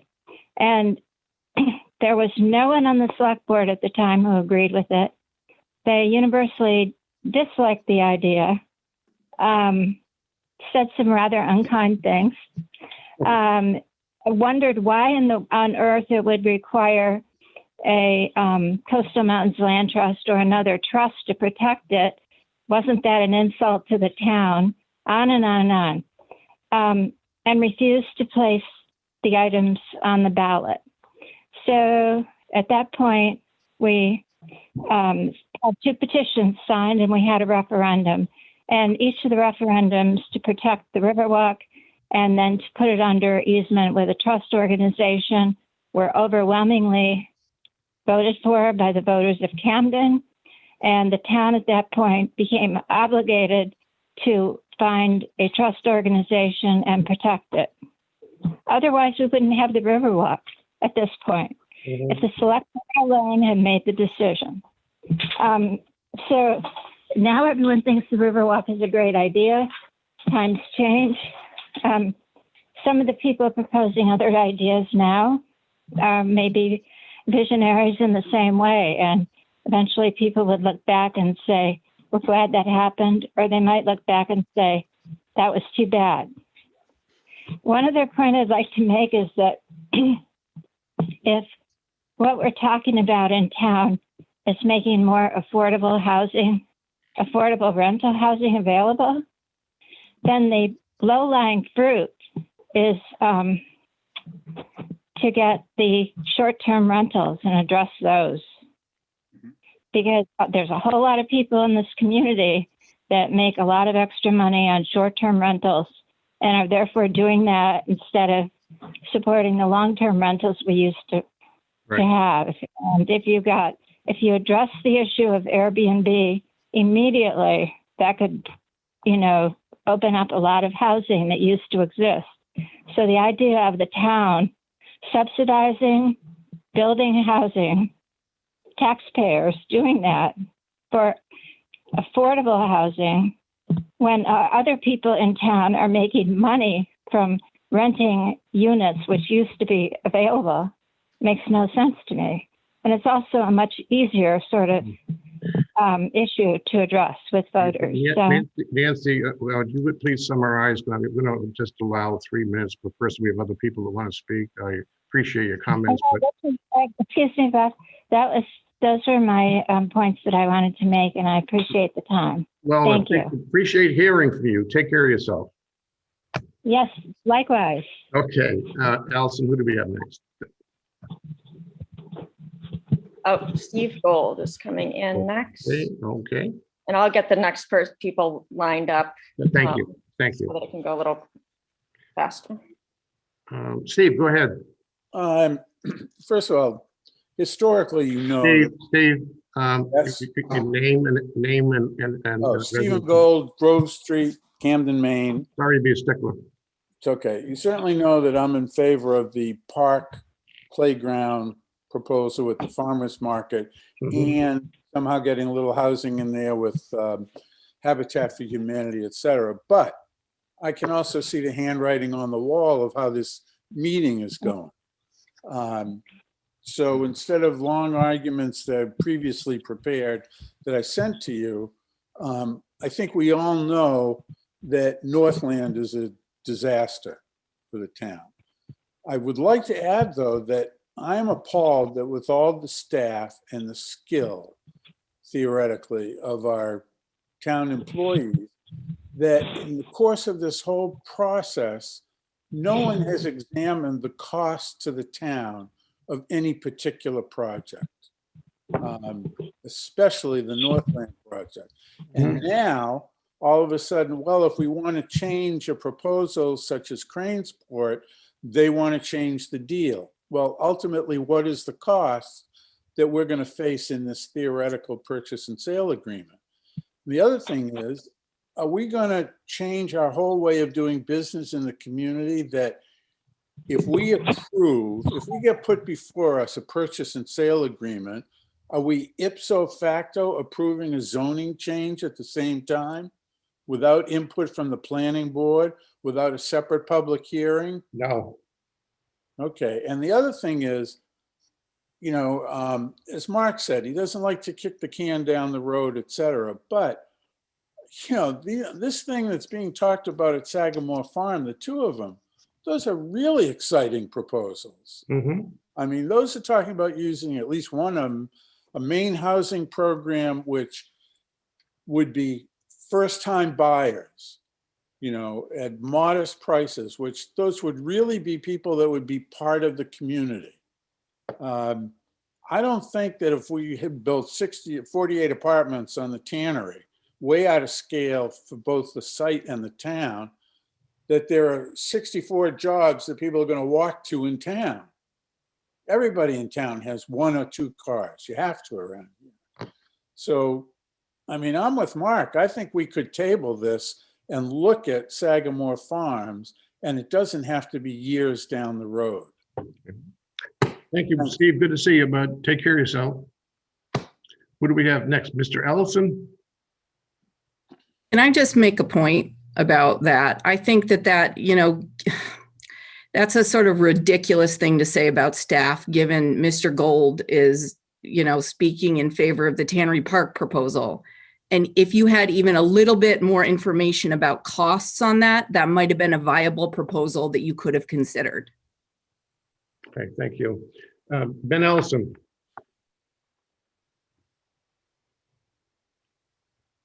Come in, Ben. I've asked to unmute. Maybe I'll, just in case. Yeah, Oh, here we go. there he goes. He's still muted. Ben, if you can hear us, you're still muted. I'm going to bring in James Okay. Bennett, Okay. just in case it takes Ben a second to. Yeah, I am online, I think. Here's Ben. Here's Ben. Yeah, I really didn't mean to stick my hand up, but since I did accidentally. Well, you get your You wrist. know, I'm really in favor of the workshop village, and it sounds exciting that could also be some housing. So I really like the way things are going. Have a great evening. Also like what's going on at Sagamore Farm. Thank you. Thank you, Ben. Is James? James Bennett, Here he ready is. to go. Hello, James. How are you? Very well, thank you. I hope you can hear me. I can. Okay. We can. This technology has been known to foil me. Yeah. Thank you for letting me speak. I am talking on behalf of the organization that calls itself the Friends of Tannery Park. I'm going to read the written statement that we've agreed upon, and then I'm going to make some comments about where we are as the organization. Remember, you're limited to 3 minutes. So. I'm going to try to keep well within that. Thank you, bud. Appreciate it very much. Yes, the tannery property, despite its current neglected condition and lack of improvements, has been used as a park by the community of Camden for many years. As a park, it has a number of features which make it unique and highly valuable compared to any other public property in the town. It has an ease of access. It's flat, level, open, and accessible to people with mobility limitations. It's the home to the Camden Farmers Market, which is highly popular and well attended. It's the location of the McGuntacook Riverwalk that's maintained by the Coastal Mountain Land Trust. It's a highly popular place for people to congregate, recreate, and socialize. Adjacent to a river, it has fishing and fish stocks available. It's inexpensive. There are no fixed structures on that property to maintain. You're well aware of the extensive public efforts that established a consensus to retain the property as a public park. We believe the select board is ignoring this consensus and instead is moving down a path with much higher risk and cost. The risk and cost are higher because both alternatives, Northlands and Mullins, require much more extensive environmental remediation. Both of these proposals require extensive excavation, removal, transport, and costly specialized disposal of contaminated soil. Both involve significant paving and installation of drainage. Both, but particularly the Northland proposal, will have major impact on traffic volume and require much more extensive parking accommodations than the substandard levels that have been proposed by the developers.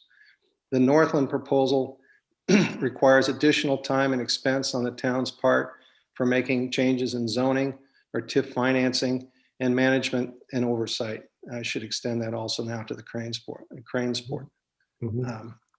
The Northland proposal generates no significant tax revenue for at least 30 years due to the TIF funding. The Cranesport proposal is dependent on speculative ventures, which may never generate more tax revenue and which place future viable use of the property in question. Finally, neither proposal has the support of the community, which the Tannery Park proposal enjoys. To be clear, the Friends are not opposed to affordable housing or commercial development that is necessary for Camden's future prosperity. We agree that there is a high demand for such housing and commerce within the community. We disagree strongly, however, that the use of the former Apollo Tannery site for this purpose is rational or prudent for the town of Camden. There are other better sites with greater suitability and capacity to accommodate this type of development. Now, with regards to the future of the Friends of Tannery Park, we have moved formally to establish ourselves as a 501c3 LLC. Under this structure, our organization will be able to legitimately raise funds, seek grants that could be used to assist the town with either environmental cleanup of the site or future maintenance and improvements of the site. We stand by our offer to work collaboratively and diligently with the town to see that the vision of the Friends of Tannery Park as expressed in our proposal is fully realized. That's as much as I have. Appreciate it very much. You're right on time. I appreciate that. Roger that. All right, take care, bud. Back to our core select board here, Allison. Taylor, go ahead. Yeah, I think I've got a motion prepared, and Go ahead. I'll save my comments for after it's seconded if it is. Okay. Okay. Yeah, so we'll just get into it. I move that the select board authorize the town manager to enter into negotiations on a purchase and sale agreement with Greensport LLC for their current proposal at the Tannery site to be placed on the warrant for a June town meeting. You need to clarify which proposal in Cranesport. The current one. Okay, so you're talking about, just to be clear, we're talking about the one, Audra, that has the housing component in it, which is quote unquote current. Okay, that's clear. Second. Second. Motion made and second. Discussion. Let me give Jenna and Mark a chance. They haven't said anything for a while. If they want to go first. Jenny, do you want to say anything? I've said my piece. Okay, Marco. Okay, now Taylor, since you made the motion, I'll let you go ahead and make a comment if you'd like, of course. Yeah, I just want to, restate that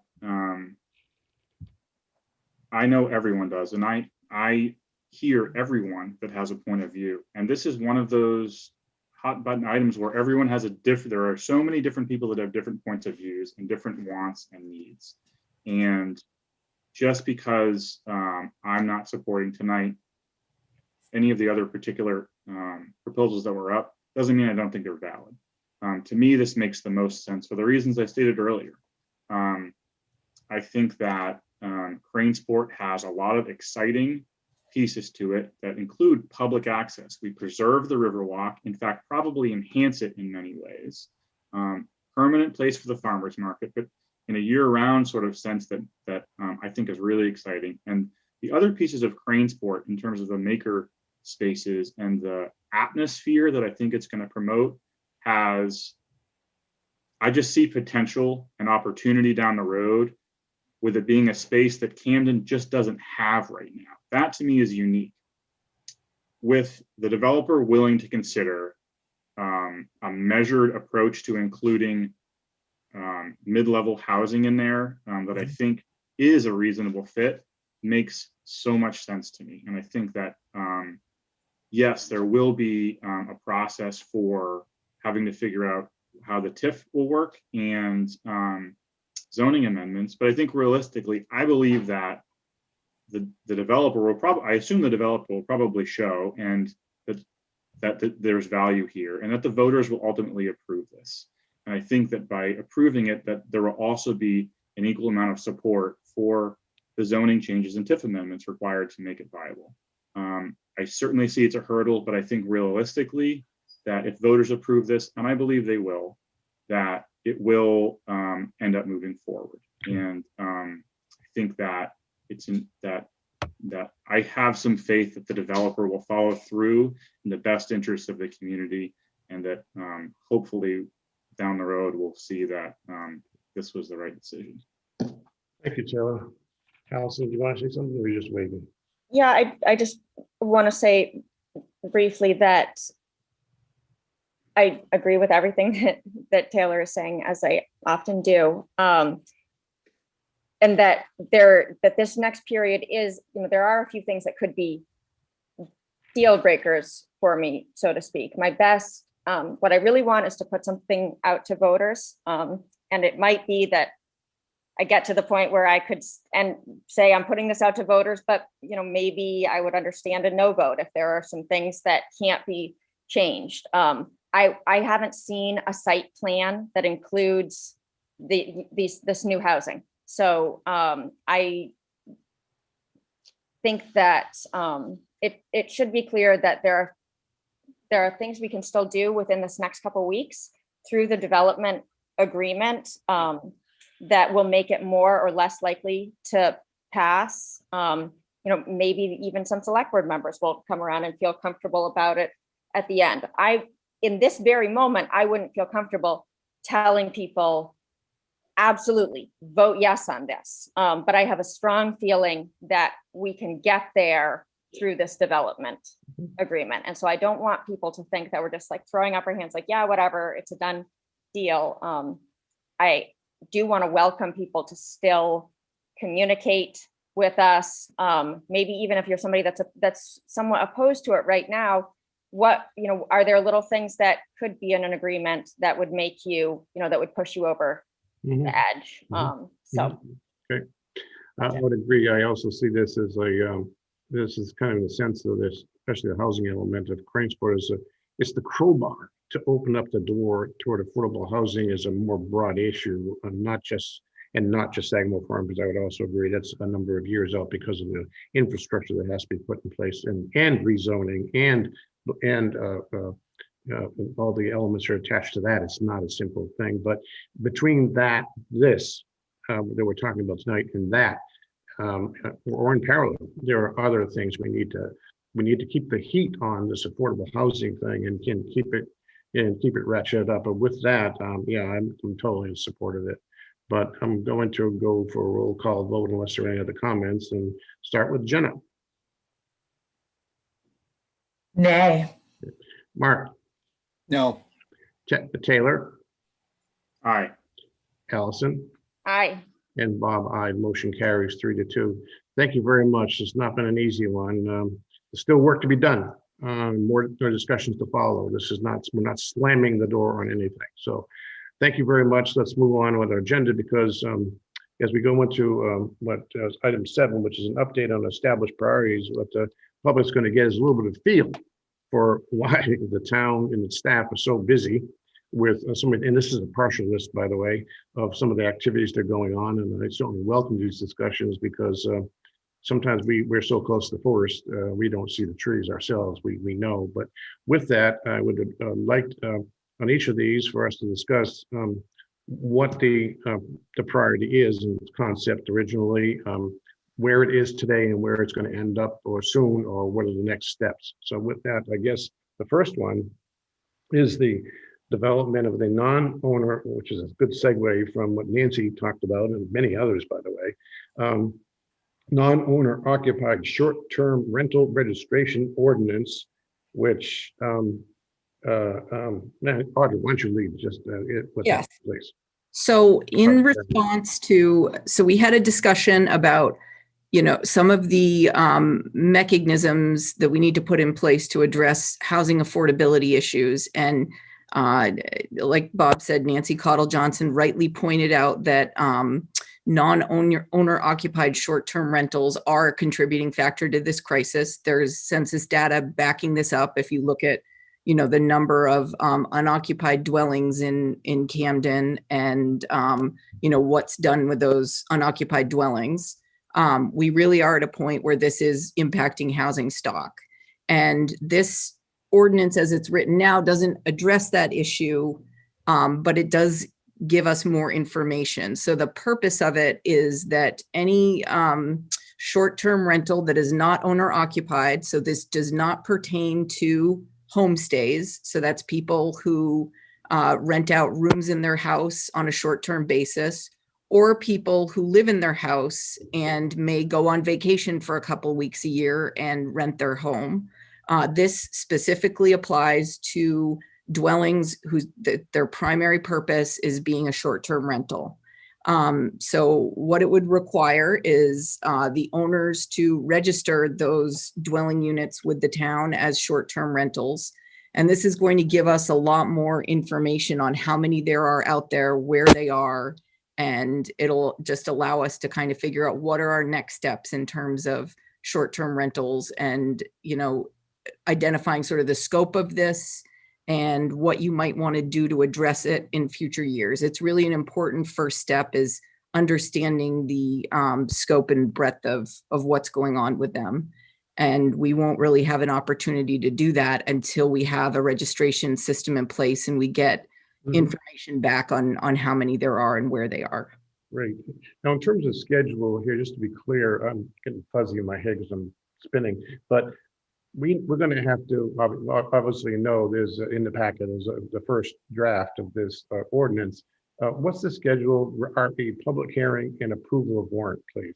So if you are comfortable with it as worded, or even if you have changes tonight, you can still set a date for a public hearing. Okay. There's no requirement that you have a meeting in order to set a date. You can do that whenever you're together and whenever you're prepared to vote to set a date for a public hearing. Well, so if you're comfortable with that, you could do that tonight for your next meeting. Or if you feel like you need more time or you're just not comfortable doing that tonight, we can come back with this on the 6th and you can set the public hearing for the 22nd. And that would be a combined public hearing as well as putting it a warrant, putting it on the warrant. Right. It's the 20th, right? Okay. Yeah. 20th. Yeah. Okay, I wanted it to be clear for the board because I have to admit I don't think I've dug into it deeply enough and like an opportunity to do that, and so we just keep that in mind. Allison, go ahead. No, you can finish. Oh, I was going to say. By the way, I believe we can also do the public hearing and make comment and change at that meeting also, and it's often nice to do that because of public input if there's any. We've done that in the past. So with that, we got a couple of decisions to make about going forward with a public hearing on the 6th, or we can do a review on the 6th and make a public hearing for the 20th. Allison, go ahead. I have zero reservations about this. It's very well worded, I think, to reflect exactly what we said. The only reservation I would have is that maybe we should be going a little bit further, but we all know that would take us, it will take us longer to act if we try to go further. This was recommended as the first step to get a sense of how many there are. I think it does a very appropriate job of identifying the types of rentals that we want to get a handle on while also leaving people alone who are just trying to use their own property where they live as a way to continue supplementing their income. So I think you guys did a really great job on this. It's nice and simple, and I would be comfortable moving it forward right away. But if no, what I'm hearing is a thrust from, at least from Allison, to say April 6th for a public hearing, and that's in 2 weeks. And how's the rest of the board feel? Taylor? Yep, I totally agree. I think just the headline that the housing crisis is going to take work from a number of different angles, and ordinances are a big part of that. So I'm fully supportive of making it happen and making it happen soon. Okay, Mark, you had your hand up. I totally agree. Great first start, great first step, and helps us to start the process. Okay. Jenna, do you have anything you want to add? I'm with everybody else. I agree. We have to get on this, and this is So, given all that, I'd like to hear a motion for setting a public hearing date for this matter on April 6th. I'll make a motion that we set a public hearing for registration for short-term rentals On April 6th. on April 6th. And it's been motion made in second. Comments? No discussion. Roll call. Jenna? Aye. Kelly? Thank you. Aye. Mark? Aye. Allison? Hi. And Bob? 5-0. Yes, aye on my part also. Second on our list of established priorities is our river restoration project update. Before Allison goes into our discussion or whoever, there has been in the backdrop, and I want to encourage everybody to attend one of the next two sessions that are there for a lot of information on just a plethora of fun stuff that was hosted, one on Sunday night from 5 to 7 p.m. And then the next one, I believe, is on Friday from 12 to 2. Is that correct, Allison? Yeah, that's the last slide in my presentation, actually. Okay, go ahead. I just want to make sure we get that in, but go ahead, Allison, why don't you kick into it? Okay, hold on, me on slideshow. Okay, so there are other opportunities for anybody to hear this gone through in greater detail and taking more time. So given that we don't have that much time, I'm going to try to do it quite quickly. This is a reminder that we currently have 2 grants right now relating to the river. The first is $139,000 from the National Fish and Wildlife Foundation, and the second is $40,000 from the Maine Coastal Program, with actually an addition of $10,000 from the Island Institute. The subject matter is broadly is the McGonagall River watershed. So we're going to give everybody just a quick reminder of what we're talking about so that the details of the grants and some of the initial findings are a little bit more clear. McGonagall River watershed includes 1,500-acre McGonagall Lake, which makes it sort of a prized possible target for some fish restoration due to the amount of habitat that is there for threatened and endangered species. The watershed is relatively small, steeply sloped. It's 33 square miles. Most of it is made up of Camden and Lincolnville. There's also a small amount of Hope and a little bit of Searsmont as well.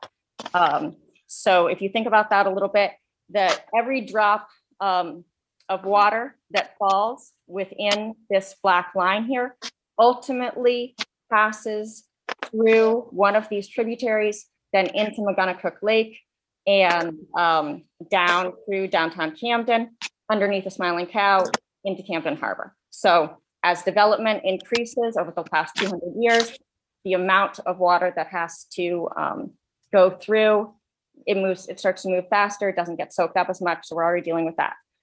There is currently no fish passage in any of this throughout the dam. There's 7 dams total between the harbor and the lake.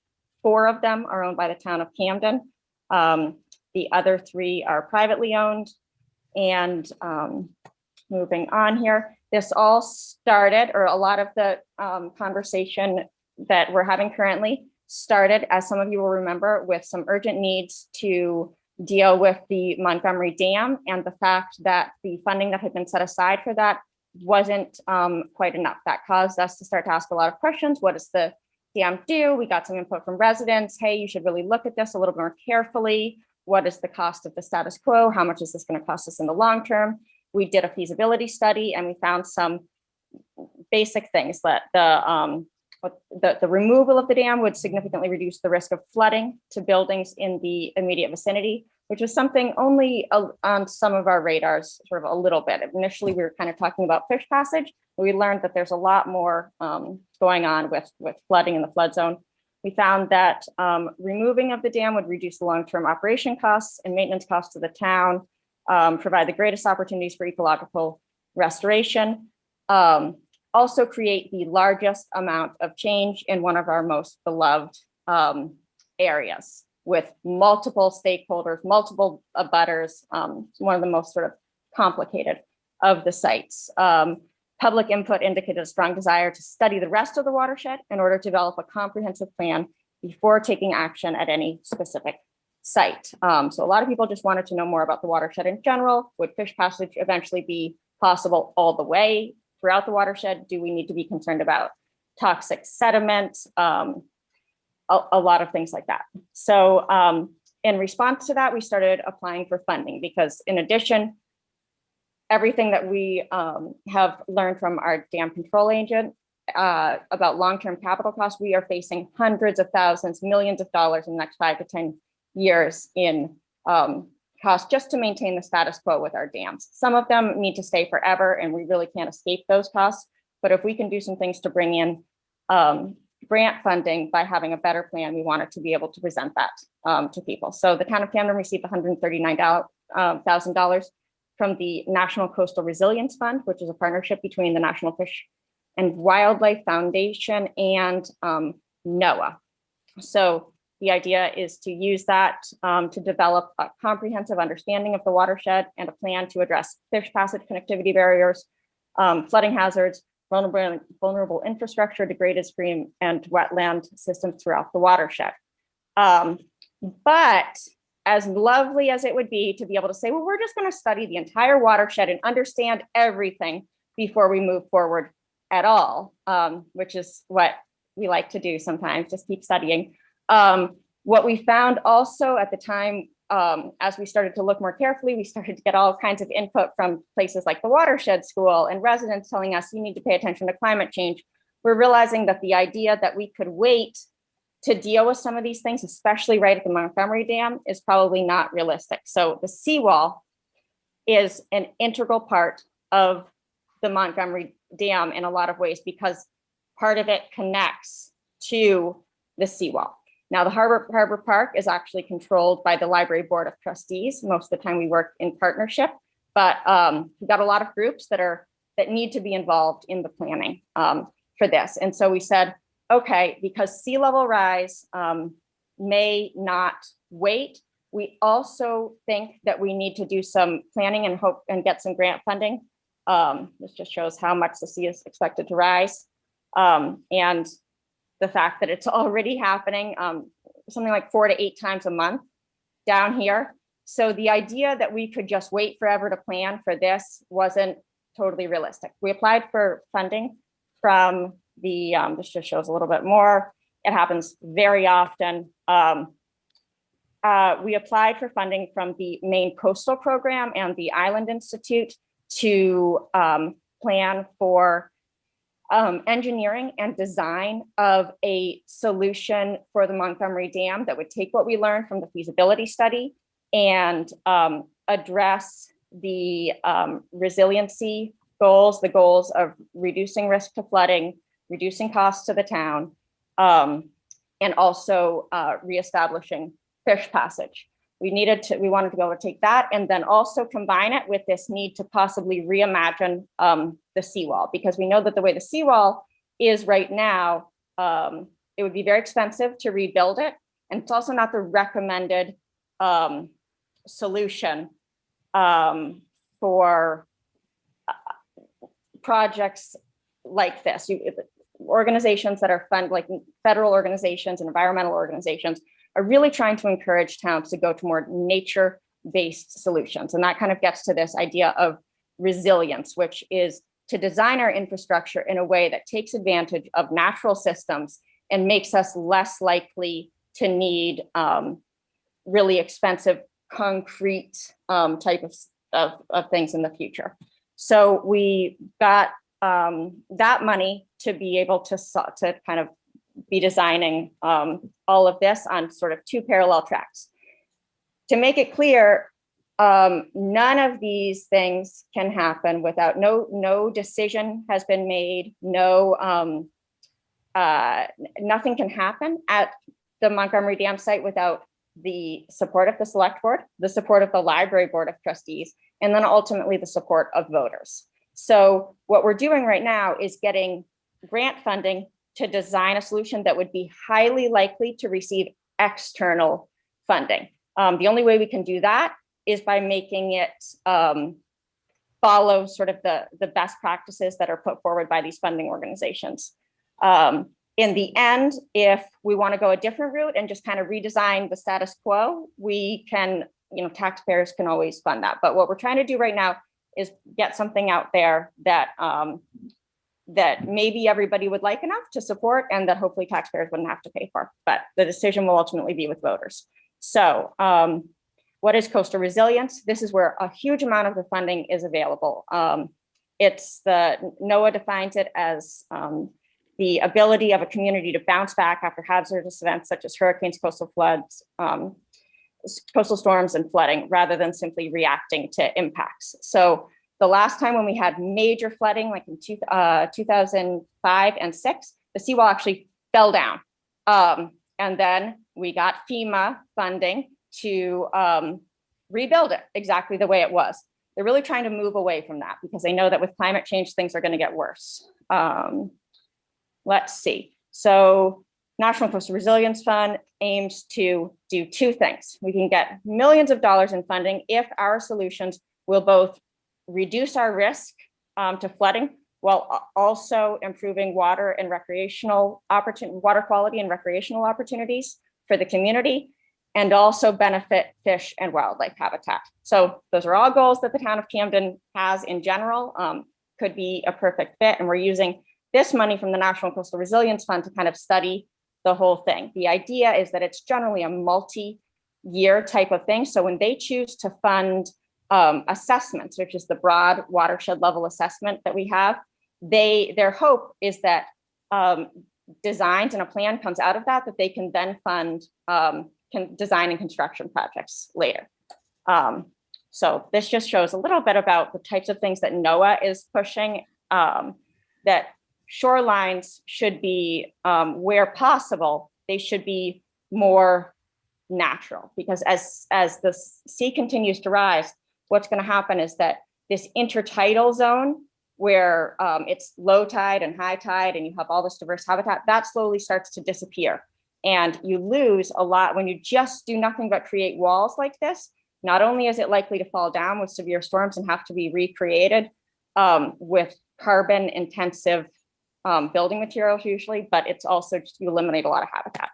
So to give over the past few months, over the summer, they've been doing sort of this broad assessment of the watershed that was not initially part of the Montgomery Dam feasibility study. So basically completing that study on up the watershed to make sure that everybody kind of knows what we're talking about. I'm going to go through just a little bit of each of the dams. So we've got McGonagall Lake, Norton Pond, and then this is the river. This section of the river here, this is Mullino Road down to Seabright Dam. This is almost kind of classified right now by the DEP as a pond. They call it Seabright Pond because it's that elevated level, that elevated area where you can swim, and nothing that is being studied or proposed would impact water levels in all of this area. So that is understood sort of to be a non-starter. Basically, these dams here in yellow are the ones that are being evaluated for full or partial removal because initial investigations indicate that there could be a serious flood reduction benefit by removing them, and also a habitat benefit. These dams here, this one, and this one, are being only evaluated for some kind of fish passage around the dams. This doesn't mean any decision is being made, but just sort of the basic basis for what's being studied so that can be presented to the public. This just gives you a little bit of an idea about how dams can raise the flood profile and increase the risk of flooding. So this was back in 2005 and 2006. And you can see, this is why insurance companies want to know if you're in the flood zone so that they can decide what to charge you. Many people understand that sea level rise is a major component of climate change. However, it's often missed that for our area, an increase in precipitation is a massive part of it, which is also what makes us highly eligible for funding that would address this. So we have here, this shows the Maine Water Company has data on average annual precipitation going back to 1913. And you can see a massive increase in that. This is statewide data, which it's the NOAA climate summary for the state of Maine, basically telling us what we need to look out for, not just as a planet, but as our own little local area. And the things that have been identified is a large increase in the magnitude of what's called the 24-hour or 100-year precipitation event, which is historically what we've also needed to be worried about in Camden. And this shows that Knox and Waldo County are experiencing the largest increases in that. So that is basically the amount of water that we can expect to have to rush down through our watershed within a 24-hour period.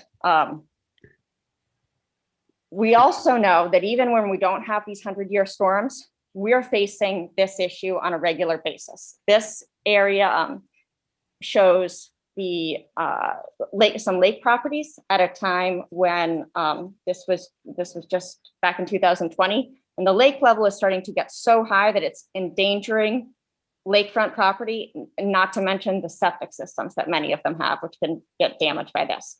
So we have a dam control agent who, when we have major rain events, is running back and forth between the lake and downtown saying, uh-oh, I need to let more water out of the lake because we're about to flood all of these properties on the, on the lake.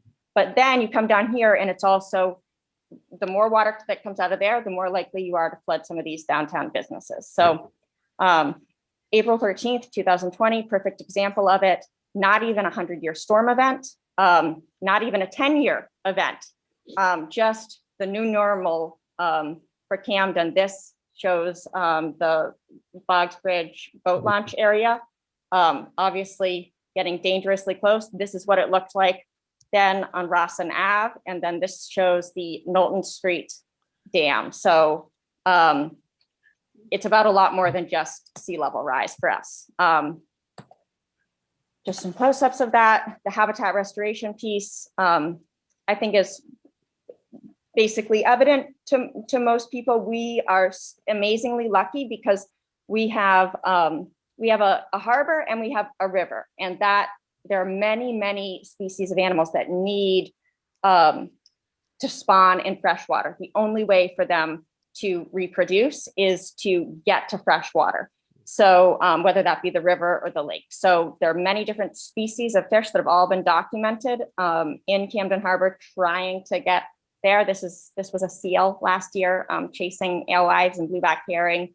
Could go into more detail on that on another time, but basically just going to go through a quick overview of these dams. East and West Dam. Nelson, we really did drive toward next activities, what's going Sure. forward. Yep. East and West Dam are owned by the town of Camden. These ones are being evaluated for fish passage only, which will be the next thing that will be in the, when we, there'll be a report that shows basically the options for that.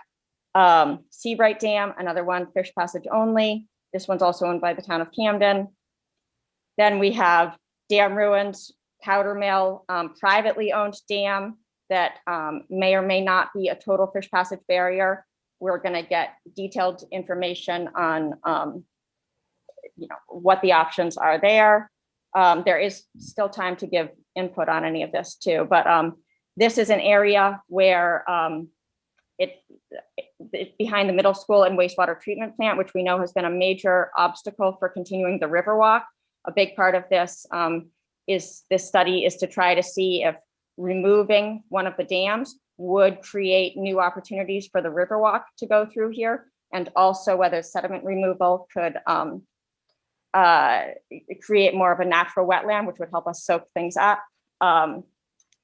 That's the Knowlton Street Dam. This one is privately owned Knox Mill Dam, Montgomery Dam, we know that one. Next steps with this, as I kind of talked about earlier, we have a lot of data gathered from just tidal levels. They've done borings in Harbor Park to see where the ledge is. They've evaluated structures, all kinds of things. We're going over some of this with the Library Board of Trustees right now to figure out what the best options are for taking some concept designs and presenting them to the public in a way that can help us sort of all brainstorm together, remembering that, we all need to get to the point where, multiple boards agree. This is some of what they did over the summer. Big thing that's been helpful for us in moving forward is that the sediment sampling that they did not reveal toxins of a human health concern. So basically what they found is that what is present in the watershed is mostly similar to what we have in the background levels in the harbor. They've been doing a lot of things to try to figure out which buildings could be removed from the flood zone, how that would impact people positively or negatively. This just shows what the Knox Mill impoundment looks like when there isn't water. There's some really remarkable geological features there.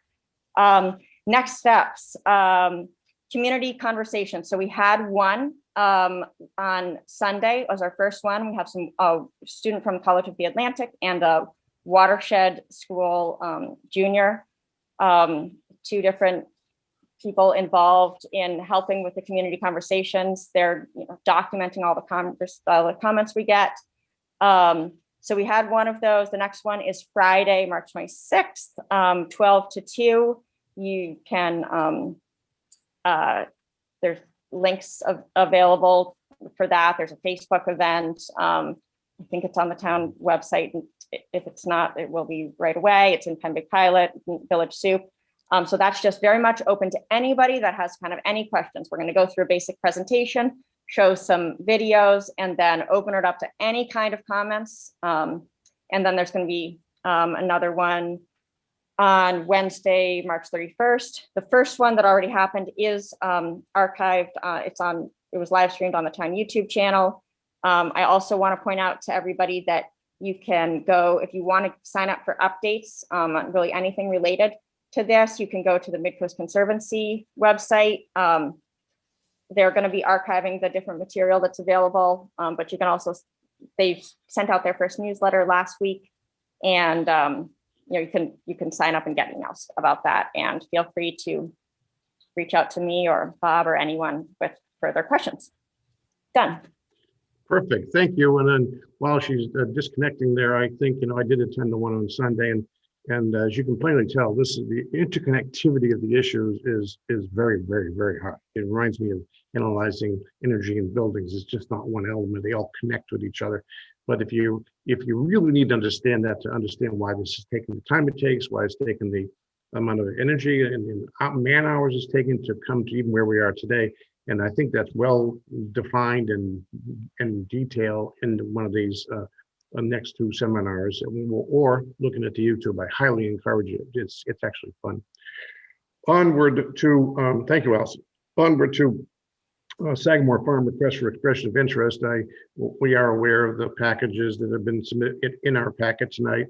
I guess the focus here, Audra, Jeremy, would be path forward. What do you see as the path forward for these proposals that came in early February, I believe, and where we go from here with them, because they are expressions of interest and not quote unquote proposals technically. Please. Yeah, so I think that, we'll just need a little more clarity from what all of you would like to see in terms of more information to actually have a more well-formed proposal. And there are also certain things that I think it's probably pretty clear from looking at these as to what, some of them are asking for from the town. For example, realty resources. In order for that to be a viable project, the town will need to invest in sewer being run out to there, as well as some development costs for, road infrastructure. Right. So, given that that's important for the viability of that project, I need to know from you if that's something that you would like us to explore further, as an example. Please, other board members jump in, but I would think as a minimum, we need to understand better what the hurdles are to doing whatever at that site. It'd be everything from the problems with Route 1 in terms of road access and volume, to the zoning issues that are challenges there also. 3, the infrastructure, in my mind, is a big one, because you have to look at potentially, there is water there, I understand, but the sewer thing is a bit of an issue, and that's going to be a ticket. And in that regard, what are the recommended approaches? Because if we're going to do anything there, I'm presuming we have to attack all of those, correct? I mean, it depends there. Yes, absolutely. Zoning is going to be a challenge for any of these, if any of these positions are going to be entertained. I think that, through the process with the tannery, as well as, putting this out for an expression of interest, it's clear to everyone that if some level of affordable housing, not necessarily subsidized housing, but like affordable workforce housing is desired, that sewer is absolutely necessary, because federal, tax credits and incentives are really important for making that feasible. And, projects can't get the necessary points to move forward if there isn't public sewer on a particular site. So for that reason, it almost becomes something that's insurmountable for developers if there isn't access to sewer. So I think that that's going to be a really important thing for us to understand. What is the ultimate cost of running sewer out there, and what makes it financially viable for the wastewater, treatment special revenue fund. What's the sort of load that we would need to make an investment in sewer, make sense financially for the town. Right. Well, it would seem that no matter what we do out there is going to require sewer. But remember, we received 3 expressions, is that right? 3? We received 3, Bob. Yeah, 3. That's what I thought, 3, and each one of those would require sewer. I don't think so. Midcoast Co-Housing was not proposing new sewer. They were proposing to use on-site wastewater disposal.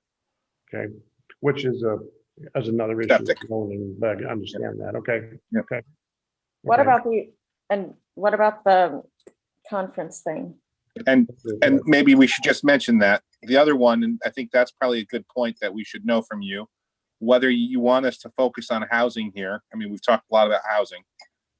Mike Mullins is proposing to bring Hedges Hall down from Point Lookout and establish a convention center. The other 2 are housing projects. Right, which I presume would require sewer. Oh, yes. Absolutely. Yeah, Allison, To be honest, I haven't been able to. I'm thrilled that we have some stuff out there, and it's been helpful to me just to kind of look over some of that to understand the housing stuff a little bit better as it relates to the tannery or other places. I would like to, I'm not prepared right now to say housing or die out there, because the ecological value of that property is also of really great importance to, I think, to me and to the community. I think that it would be good to let the,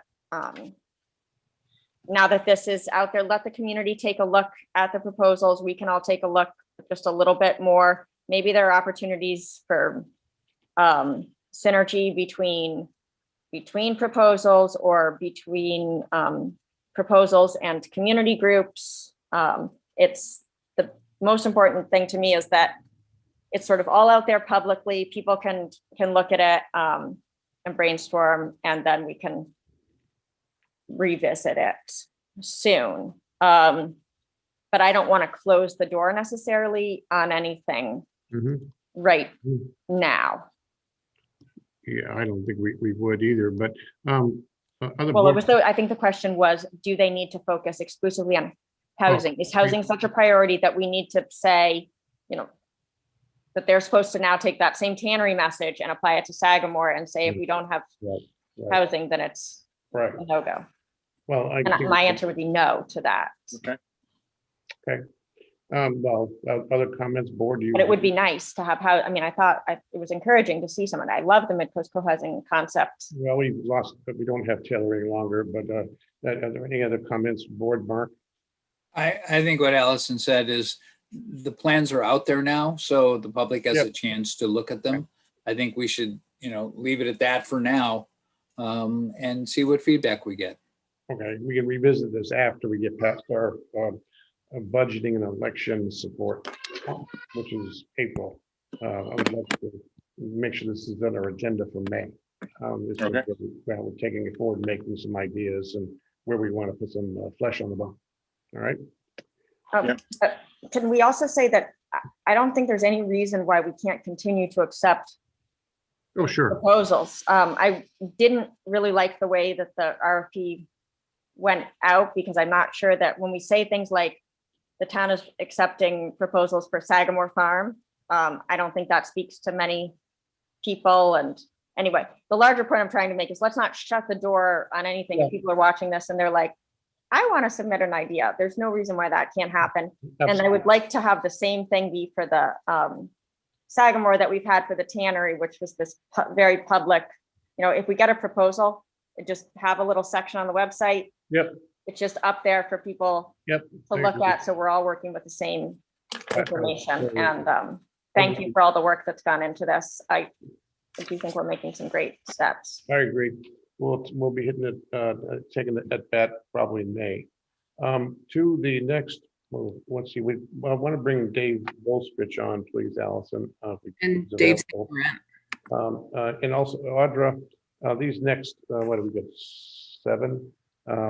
Lead the charge for us through each one of those, if you would, in terms of its, Dave could give us a state, not Dave St. Laurent, Dave Bolstrich. Might as well bring on both of them. Both of them, that's fine. But I brought on both of them. Thank you. Listening to Audra. You're thinking ahead. Go ahead, Audra. Why don't you lead into these 7, please? All right, so we've got a lot of work happening, particularly starting the first week of April. Some of these projects are town projects, some of them are not. However, we thought it was really important to sort of give updates on everything that's going on.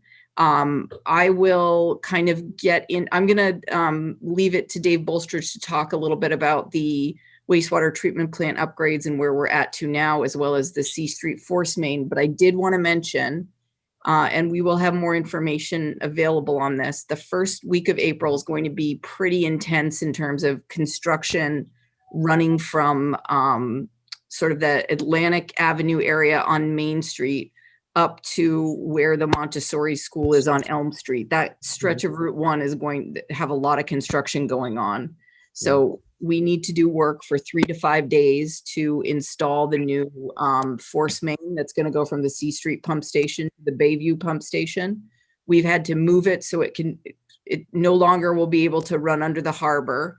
So it's got to go from the pump station at C Street along the shoreline there up to Atlantic Avenue. It'll connect into Main Street, existing force main pipe down Commercial Street to the Bayview Street pump station.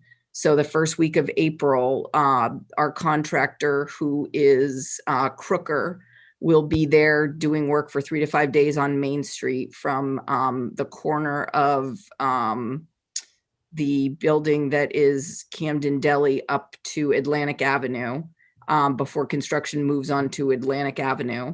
And while that's going on, Ranger, who is MDOT's contractor for the drainage project, and Dave St. Laurent can hopefully clarify this a little bit, but they're going to start work back up on that project. So it'll be from the alleyway where, you know, between Cappy's and the other buildings there, heading up towards Elm Street. So they're going to be starting on that portion of the project. And at the same time, Maine Water is also doing a project on Elm Street, sort of out in front of the Montessori school, up towards Union Street. So there's going to be a lot of construction going on in downtown Camden around that time. And it's 3 different entities, you know, the town wastewater department, MDOT, and Maine Water, and 3 different contractors. So there's just a lot that's going to be going on at that time. So I'm going to hand it over to Dave Bolstridge, and he can give you updates specifically on the wastewater projects. Oh, Dave. Yes, good evening here.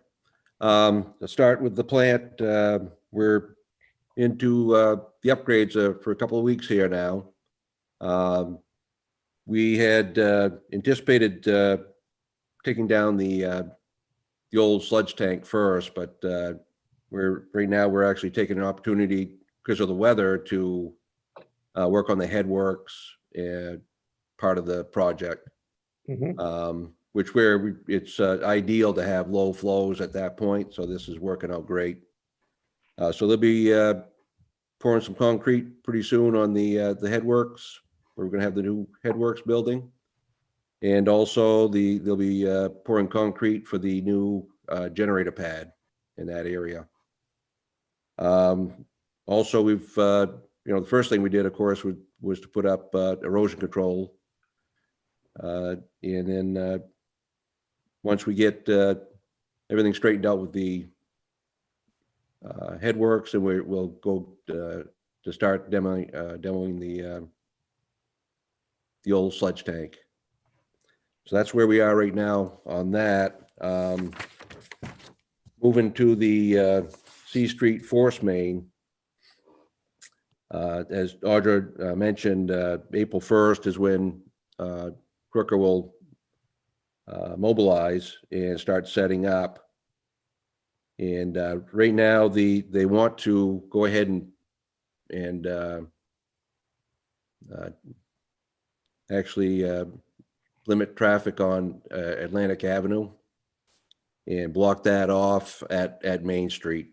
So my thought was that in order to get access for the people that are on the far end, the C Street end of Atlantic, was to turn that into two-way traffic at that point, and then barricade Atlantic just after the American Boathouse. And we're going to try to keep access to the library. They've been using the lower doors on the library to and actually having the Main Street door locked up. So that would allow them to people to park in the parking lot, the library parking lot across from the American Boathouse, and then they'd have to walk down to the library. As Audra mentioned, there'll be a number of days out on Main Street.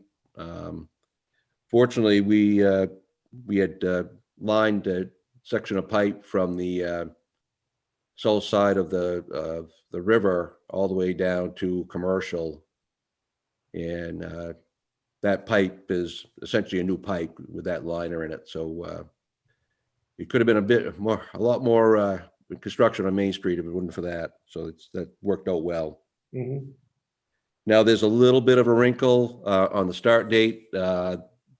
Crooker doesn't have the okay from DOT yet. I think the latest that would come in would be April 5th for a start date, but I think probably DOT will expedite that because I'm sure they want this done before the traffic picks up as well. If that should happen, April 1st and 2nd, they would go down to Commercial Street at the pump station, and because there's a section of pipe on Commercial to the Bayview pump station we have to put in, so they'd work on that. So they'd still be, potentially still on track for the total time it'll take for the projects. And let's see, I think that is pretty much it for me. Mhm. What's the general completion date target for the wastewater treatment plant? Oh, it's about a 1.5-year project, Right. and then we have about a half a year. Essentially, it's a insurance period, if you will. If anything happens, anything we find that's wrong, we can have that fixed. Right. In that 6-month period. A warranty period? Yeah, so you're looking at essentially 2 years. pretty close to 2 years. Yep. Okay, thank you. I just want to make that clear that it's not going to happen overnight. Thanks, Right. Dave. Great. Things are rolling in wastewater, that's for sure. That's right. Long time coming. It's nice to be here. Okay, good. Good. Then So, to. I'd like to, given that Dave St. Laurent, he has information sort of on Yeah, the street. all the projects I just discussed. I think Yeah, it'd be absolutely. Dave, go ahead. Dave St. Laurent, not Dave Bolstridge. Got too many Daves. Swing a cat and hit a Dave. Hello, everybody hear me? Yes. Oh, Hi, great. I had mic problems last time, if you guys remember. Oh, I don't remember. That's right. I know you guys are tired and I'm going to try and get through this as quick as I can for you, but I know it's important information for the public to have. Thank you. Thank you. Okay. Good night. I guess it's good evening, everybody. So I'll share my screen here real quick. Sure.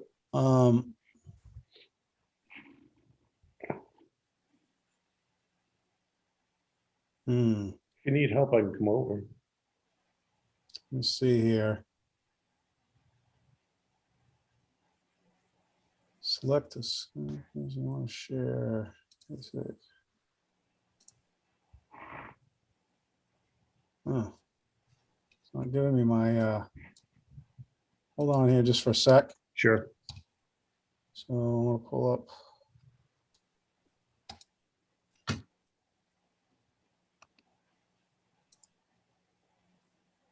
You can usually just share this, whatever's. I've got it now. This seems a little different than normal for some reason. You got it. Okay. Lots of yellow dots. I mean, purple dots. I can see that. Okay, so here we go. So everybody forgets about all the stuff that's underneath the ground. So this is a good example of the Camden infrastructure that nobody ever sees and the stuff that we need to maintain. And if we don't maintain, causes us lots of problems and grief. And that's what Dave's working on, and myself and the MDOT right now, as well as main water. So you can see here, this is the storm. Purple's the stormwater, green's the sewer, and the blue, which is kind of meandering in between the purple and green, is the water. So I was talking with Audra a little bit, and I said, it'd be good for people to be able to look pictorially at the projects as they're happening. So this is just a quick illustration of some of the projects that are going on all kind of simultaneously, but gives everybody kind of an aerial view of where they are and exactly where they are in the downtown. I have one kind of quick change to make since I've talked with Audra last, which she had the correct information, but it's since then changed. It's more dealing with the main water portion, which is in blue that you see down on School Street, and coming down on Elm Street over here. I was talking with a contractor, JBI, which is the one that was going to be doing that or is doing that. And they're still in kind of a holding pattern like Crooker on their traffic control plan. And I talked with him about all of this work that's being done by Ranger, by the MDOT in yellow, as well as the red work, which is the sewer line being done by Crooker. And he kind of agreed that maybe it was worth waiting for maybe Crooker to be out of here, because Crooker's timeframe looks like it's going to be, somewhere between April 2nd to 5th to April 23rd is what they're showing on their project timeline. So that's the red right in here. So I've highlighted the red and like light red to show where the actual line is going completely, but the dark red is only the part of the project that's going to be happening within this April 5th to 23rd timeline, just so you know. And then here is the old or the current sewer line where it crosses the harbor, which is being replaced, and it's going to come up here through a forced main. And if I'm wrong, Dave, please correct me. And then it's coming down Atlantic, coming down here, then going down Commercial, then going to the pump station. So that will bypass this cross harbor route. Everybody knows, or everybody's seen the work that Ranger's been doing, MDOT, the replacement of stormwater line, which is they're right in, let me see, they're kind of in this area right here right now, and they're getting ready to work their way up through here and come around the corner, and then they're gonna kind of do a cross cut of this Montessori lot with the sidewalk. So they're replacing sidewalk and stormwater line up and through here. And then, like I just said, this is a water main replacement. Okay. And I'll probably put this on the website if Audra thinks it's okay. Sure. Just to give people an idea where the project is happening. So this again is just the stormwater project blueprints. I'm going to move right into the Siemens project. So the Siemens Camden energy efficiency improvements. So far, the building improvements at the library, as well as the Public Works building and the snow bowl have been completed. At the library, they used the infrared to kind of look at those problem areas and complete the building envelope with cellulose insulation and some other treatments, sealing windows, and then up in the attic, kind of fixing the settlement that was occurring, putting dense pack cellulose around the edges, putting in more insulation, putting in weather stripping around all the doors. You can see that all of these doors now have a really beefed up insulation to help with that building envelope. Then the second part of the Siemens project, which we've completed so far, is the O2 prime installation at the Opera House and the library. This is the O2 prime basically breaks the hydrogen bonds, as well as helps airborne molecules or particles kind of collect and attach themselves to each other because of being positive and negatively charged, which makes the filtration more effective. So this was a measure that we put in place because of some of the problems that everybody's been going through recently with COVID and just other things in general. It's good for VOCs and any airborne contaminants. So where we're at right now is we're getting ready to do the heat pump installation at the Snow Bowl, as well as the interior and exterior lighting retrofit beginning in about a week and a half. That's the next scheduled part of the improvements. I want to give you a little bit of a Pearl Street update. So Pearl Street, we want to pretty much incorporate all of Pearl Street from Free to John. But I think it's really important first that we reach out to the residents, and we're going to send out a mailer to ask them what kind of problems and drainage issues and sidewalk issues or other infrastructure problems they have. Give everybody an opportunity to look over their possibly their sewer lines and give them a chance to kind of replace those things, and then maybe get a feel for what they're really looking for on the street itself. We have a couple, right now we've completed the boundary survey of all of Pearl Street, as well as the elevation data, which is going to help with reestablishing the road and planning. And we're looking at possibly potentially exploring some new stormwater technology into the design of the road. And I'm going to kind of go over that real quick next. So this is just the survey work that's been done. Okay, so this is just for illustration purposes. This isn't the design, this isn't what it's going to be, but it just kind of gives everybody a feel for the possibilities of Pearl Street. So this is kind of, just imagine we're looking up Pearl Street. This is kind of on the wrong side if you're looking down. So if you're looking towards John, let's imagine this is looking towards John. You can imagine maybe an esplanade here with some trees and some areas where stormwater infiltration can get into the void below the trees, provide the trees with water, but also take in stormwater. And then have your sidewalk that goes along the inside of the esplanade. This helps with plowing. It helps with walkability. The sidewalk could be level. You wouldn't have the ups and downs for every curb cut. You'd have a nice flush, even sidewalk. When you're plowing the road, you can put the snow into the esplanade. And then when you plow the sidewalk, you can put the snow into the esplanade. You're not playing the game of throwing it in the sidewalk and throwing it in the road, throwing it in the sidewalk and then throwing it back into the road. So it helps with that also. But one of the things that's kind of really neat I'm looking at, and they've done this at the main mall, is this pervious type of asphalt, which has an MDOT spec. And this is kind of, it's just basically asphalt. It looks like asphalt when it's done. There's nothing scary about it. They deemed it a real success in Portland. You could dump a dump truck full of water and it would just go right through the whole pavement.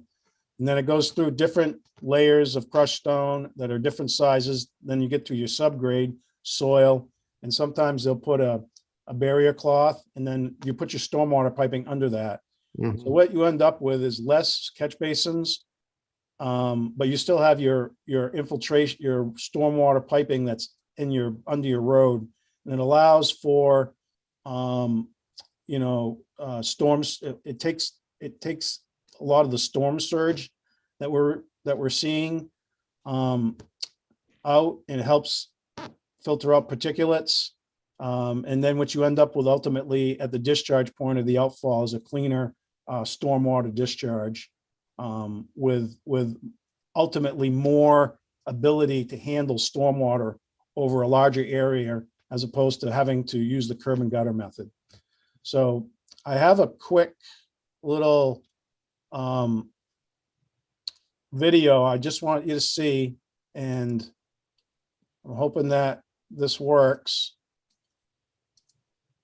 because this will kind of give you guys, I mean, it's kind of got me a little excited about it, but I get kind of excited about stuff that nobody else does sometimes. So no, we're really excited. all right, here. So let me know if you can, I might need help here. Can you hear this? No. Okay. I'm gonna need help. Here, I'll play it. Yeah. All right, you guys.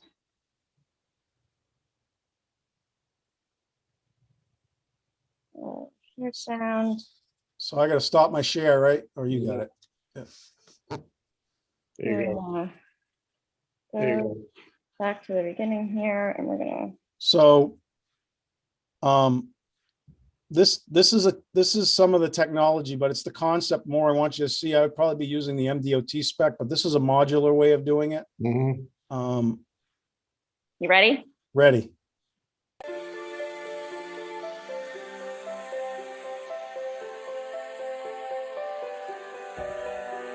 Over the past few years, cities and suburbs have become larger and densely populated. Areas that used to be covered by vegetation have now been replaced by infrastructures, parking lots, streets, and sidewalks. The absence of these natural surfaces has greatly disrupted the natural cycle of water. The excessive use of impervious coverings has left cities with the challenge of managing increased runoff volumes, bank erosions, flooding, and the degradation of water quality. Today, these problems pose considerable risks to the sustainable development of cities and suburban areas. It's a serious matter that requires immediate attention and a viable solution. Permeable pavement is a simple and lasting solution that imitates the original hydrological characteristics of natural soils. Its primary function allows runoff water to percolate through its joints while being filtered by different layers of aggregate prior to returning into the soil.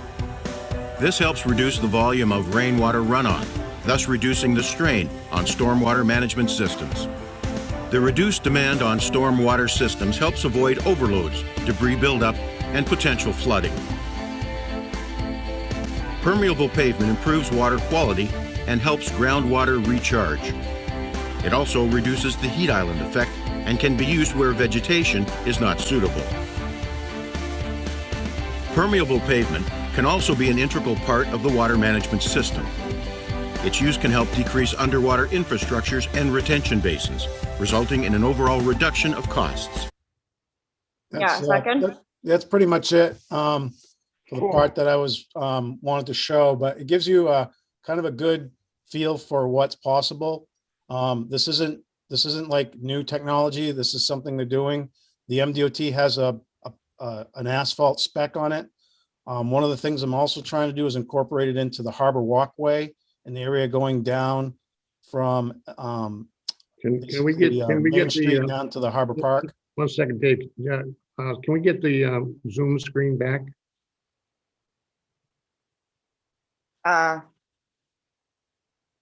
What kind of Zoom screen do you want? I want to be able to see who was talking. It's back for me, Bob. Not for me. I've stopped sharing my screen. Somebody else has a shared screen going on because all I see is a leader in the 2020 Gartner Magic Quadrant for something worldwide. I can see lots of faces. I just see faces. Yeah, it's back. Thank you. Whoever did whatever. Thank you. Go ahead, Dave. Keep going. Okay, so we're looking at doing a permeable concrete in the harbor walkway going down to the public landing also. Mhm. So this is kind of something I'm slowly trying to incorporate in, and there's nothing scary about it. You know, you're incorporating in catch basins at the same time in certain locations. I think it's a good fit for the area. It's a good direction to head into. So it's just something that I'm looking into. It's a possibility for Pearl Street. It wouldn't really change the way the road rides or feels, but it would help with stormwater and, storm surge and climate change and those kinds of things. So that's my report, and I am gonna sign off. Thank you, Dave. Good to see you both, Daves. Thank you Absolutely. for the information. It'd be great for the public to see this stuff. Yeah, just a quick note, I've been, residents have complained about water in their backyards on Pearl Street, and Right. it could be that, that would help alleviate that problem. Right. It's really a cool thing. I mean, I think it's worth, running the numbers and seeing. I have Crooker coming over. They've done this over at the Botanical Gardens because they had issues over there, kind of similar issues, and it was pretty successful there also. So, this is a kind of a neat thing, and it might be something that we can put in certain locations, or maybe we adopt it everywhere, or maybe we don't do it. I don't know. Well, you can always test it too. Yeah, I mean, This is smart play. they really liked it in Portland. The MDOT has a long article about how successful it was, and they Good. did a 10-year evaluation of it, and it was Good. nothing but good. They've had some challenges within the Midwest, I know that, but that doesn't mean it doesn't apply here. But Audra, is there anything else on this list that you don't think we've covered? There's only two things, but there's really not much of an update, and that's the 105 sidewalk to Shirt from Matthew John to Shirt Tail, and the sidewalk from Quarry Hill to Maritime Farms. Right. And like I said, there's not much of an update. Jeremy completed all the right-of-way work. Right. And in the eminent domain, the approval from voters for that taking. So that's been finalized, and we're Gartley and Dorsey is submitting some final work to MDOT and on Friday. And after that, MDOT is bidding out the project, and they're going to be managing the construction for both projects. So really it's their timeline after we submit that. Do we know what their return of proposals, when it will be? I think Jeremy spoke with Arel today, so he can answer that. Yeah, so they're targeting advertising the projects May 5th, and they're hoping to construction to start July, late July, August. It's quite a turnaround. Assuming they have the money. Hold on, so that's this year Yes. on both of them? Yes. Yeah, but don't bank that. So, Their budget problems are huge. yeah, I know, but we can at least, let's not, I think keeping expectations high and pressure is good. I mean, it's not maybe for us psychologically, but probably for the, overall result, that we shouldn't just start out with the expectation that's never going to happen. Is there anything, so have they been, Gartley and Dorsey submitting something to them by Friday? Is that, so have they been waiting on us, or like what? And then as soon as they get that, that's what will enable them to go out to bid, is that? Correct. Gartley and Dorsey's been going back and forth with DOT on the project, on the plans, and the final plans are going to be to DOT, I think, on Friday. And then from there, DOT puts the project out to bid, and it's a DOT, like Audra said, it's a DOT project after that. Okay. All right. Are the plans going to be, is anybody going to be able to look at those, or? Sure, we can get the plans once we can get them up on the website if we can. Mm-hmm. So I guess it's not one of those things where sometimes plans become available and then there's comments that are made. No, we're long past all that. Yeah.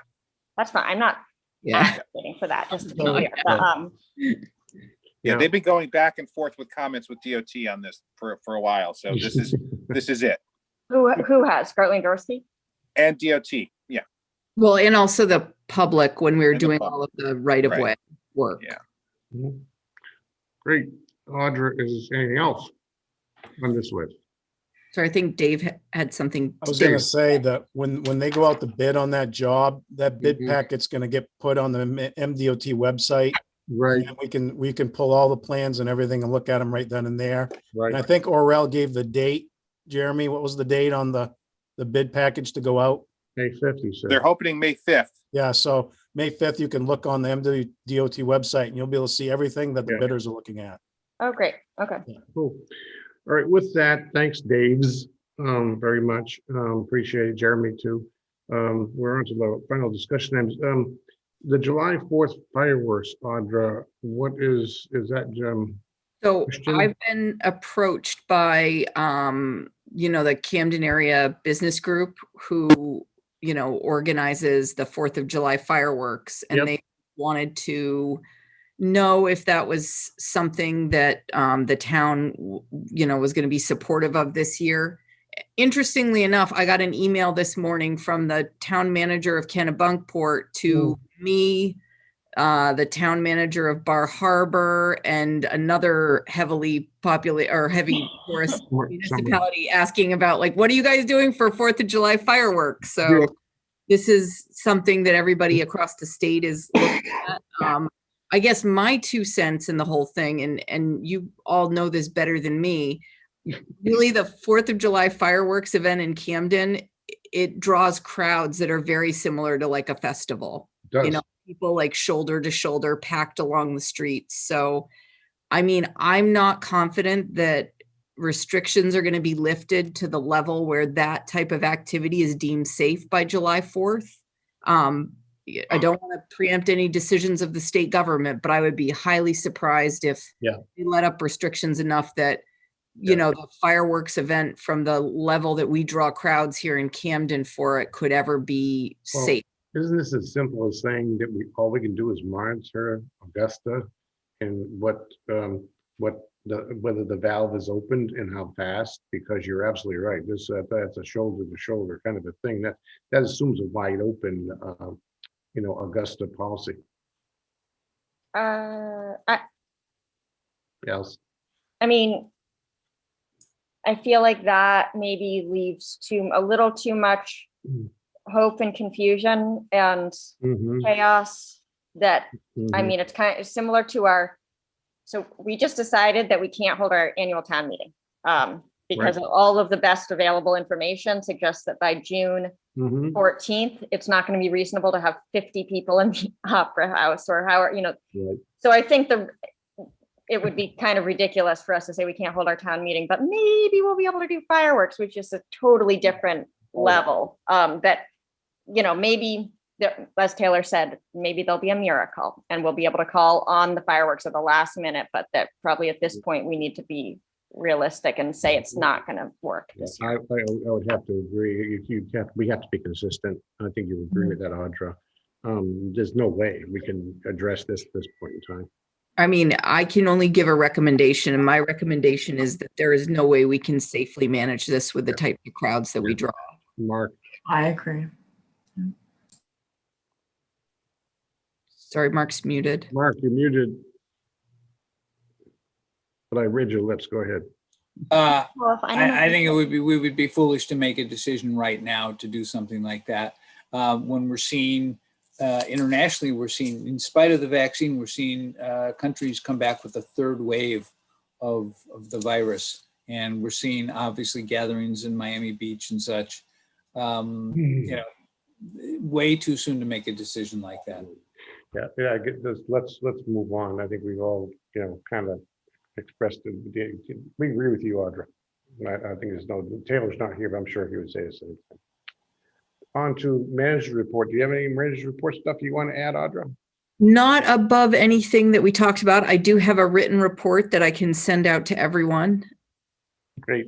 I should have, when we finished all that discussion about established priorities, that, it took a while because we're a little behind the curve in getting updates to the meetings in the public. We should, on a regular basis, slip a few of these in constantly so that we don't have quite a big a lump. And by the way, this is not the whole list either. Oh, I do want to give everyone a heads up that, Right. We are anticipating the American Rescue Plan funding guidelines coming out fairly soon. Camden's looking about $480,000. That'll be money directly passed through from the federal government to the state, to the municipalities, and the state can't put any additional restrictions or requirements on those funds, which is fantastic. The county, Knox County, I think, is receiving about $7 million, and they've talked about passing some of that money back to municipalities. So I think it would be wise for us to start thinking about, the sorts of things that funding would best help the community with. Yeah, it's kind of exciting. We'll definitely be addressing that in the very near term, and including how that cash flows. Yeah, and I think we're going to have to do it separately from the budget process because I just don't think we'll have information available. Well, I'm going to make it clear that this is not a lump. You don't get one check one time, right? You're going to get this over a time period. I believe it's over a 2-year time period. Yeah.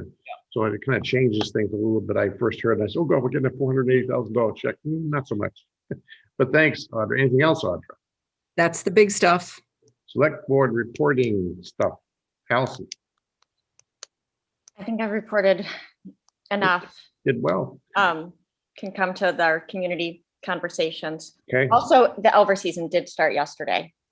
Yes, I saw some today. I saw some Elvers today. I was very excited.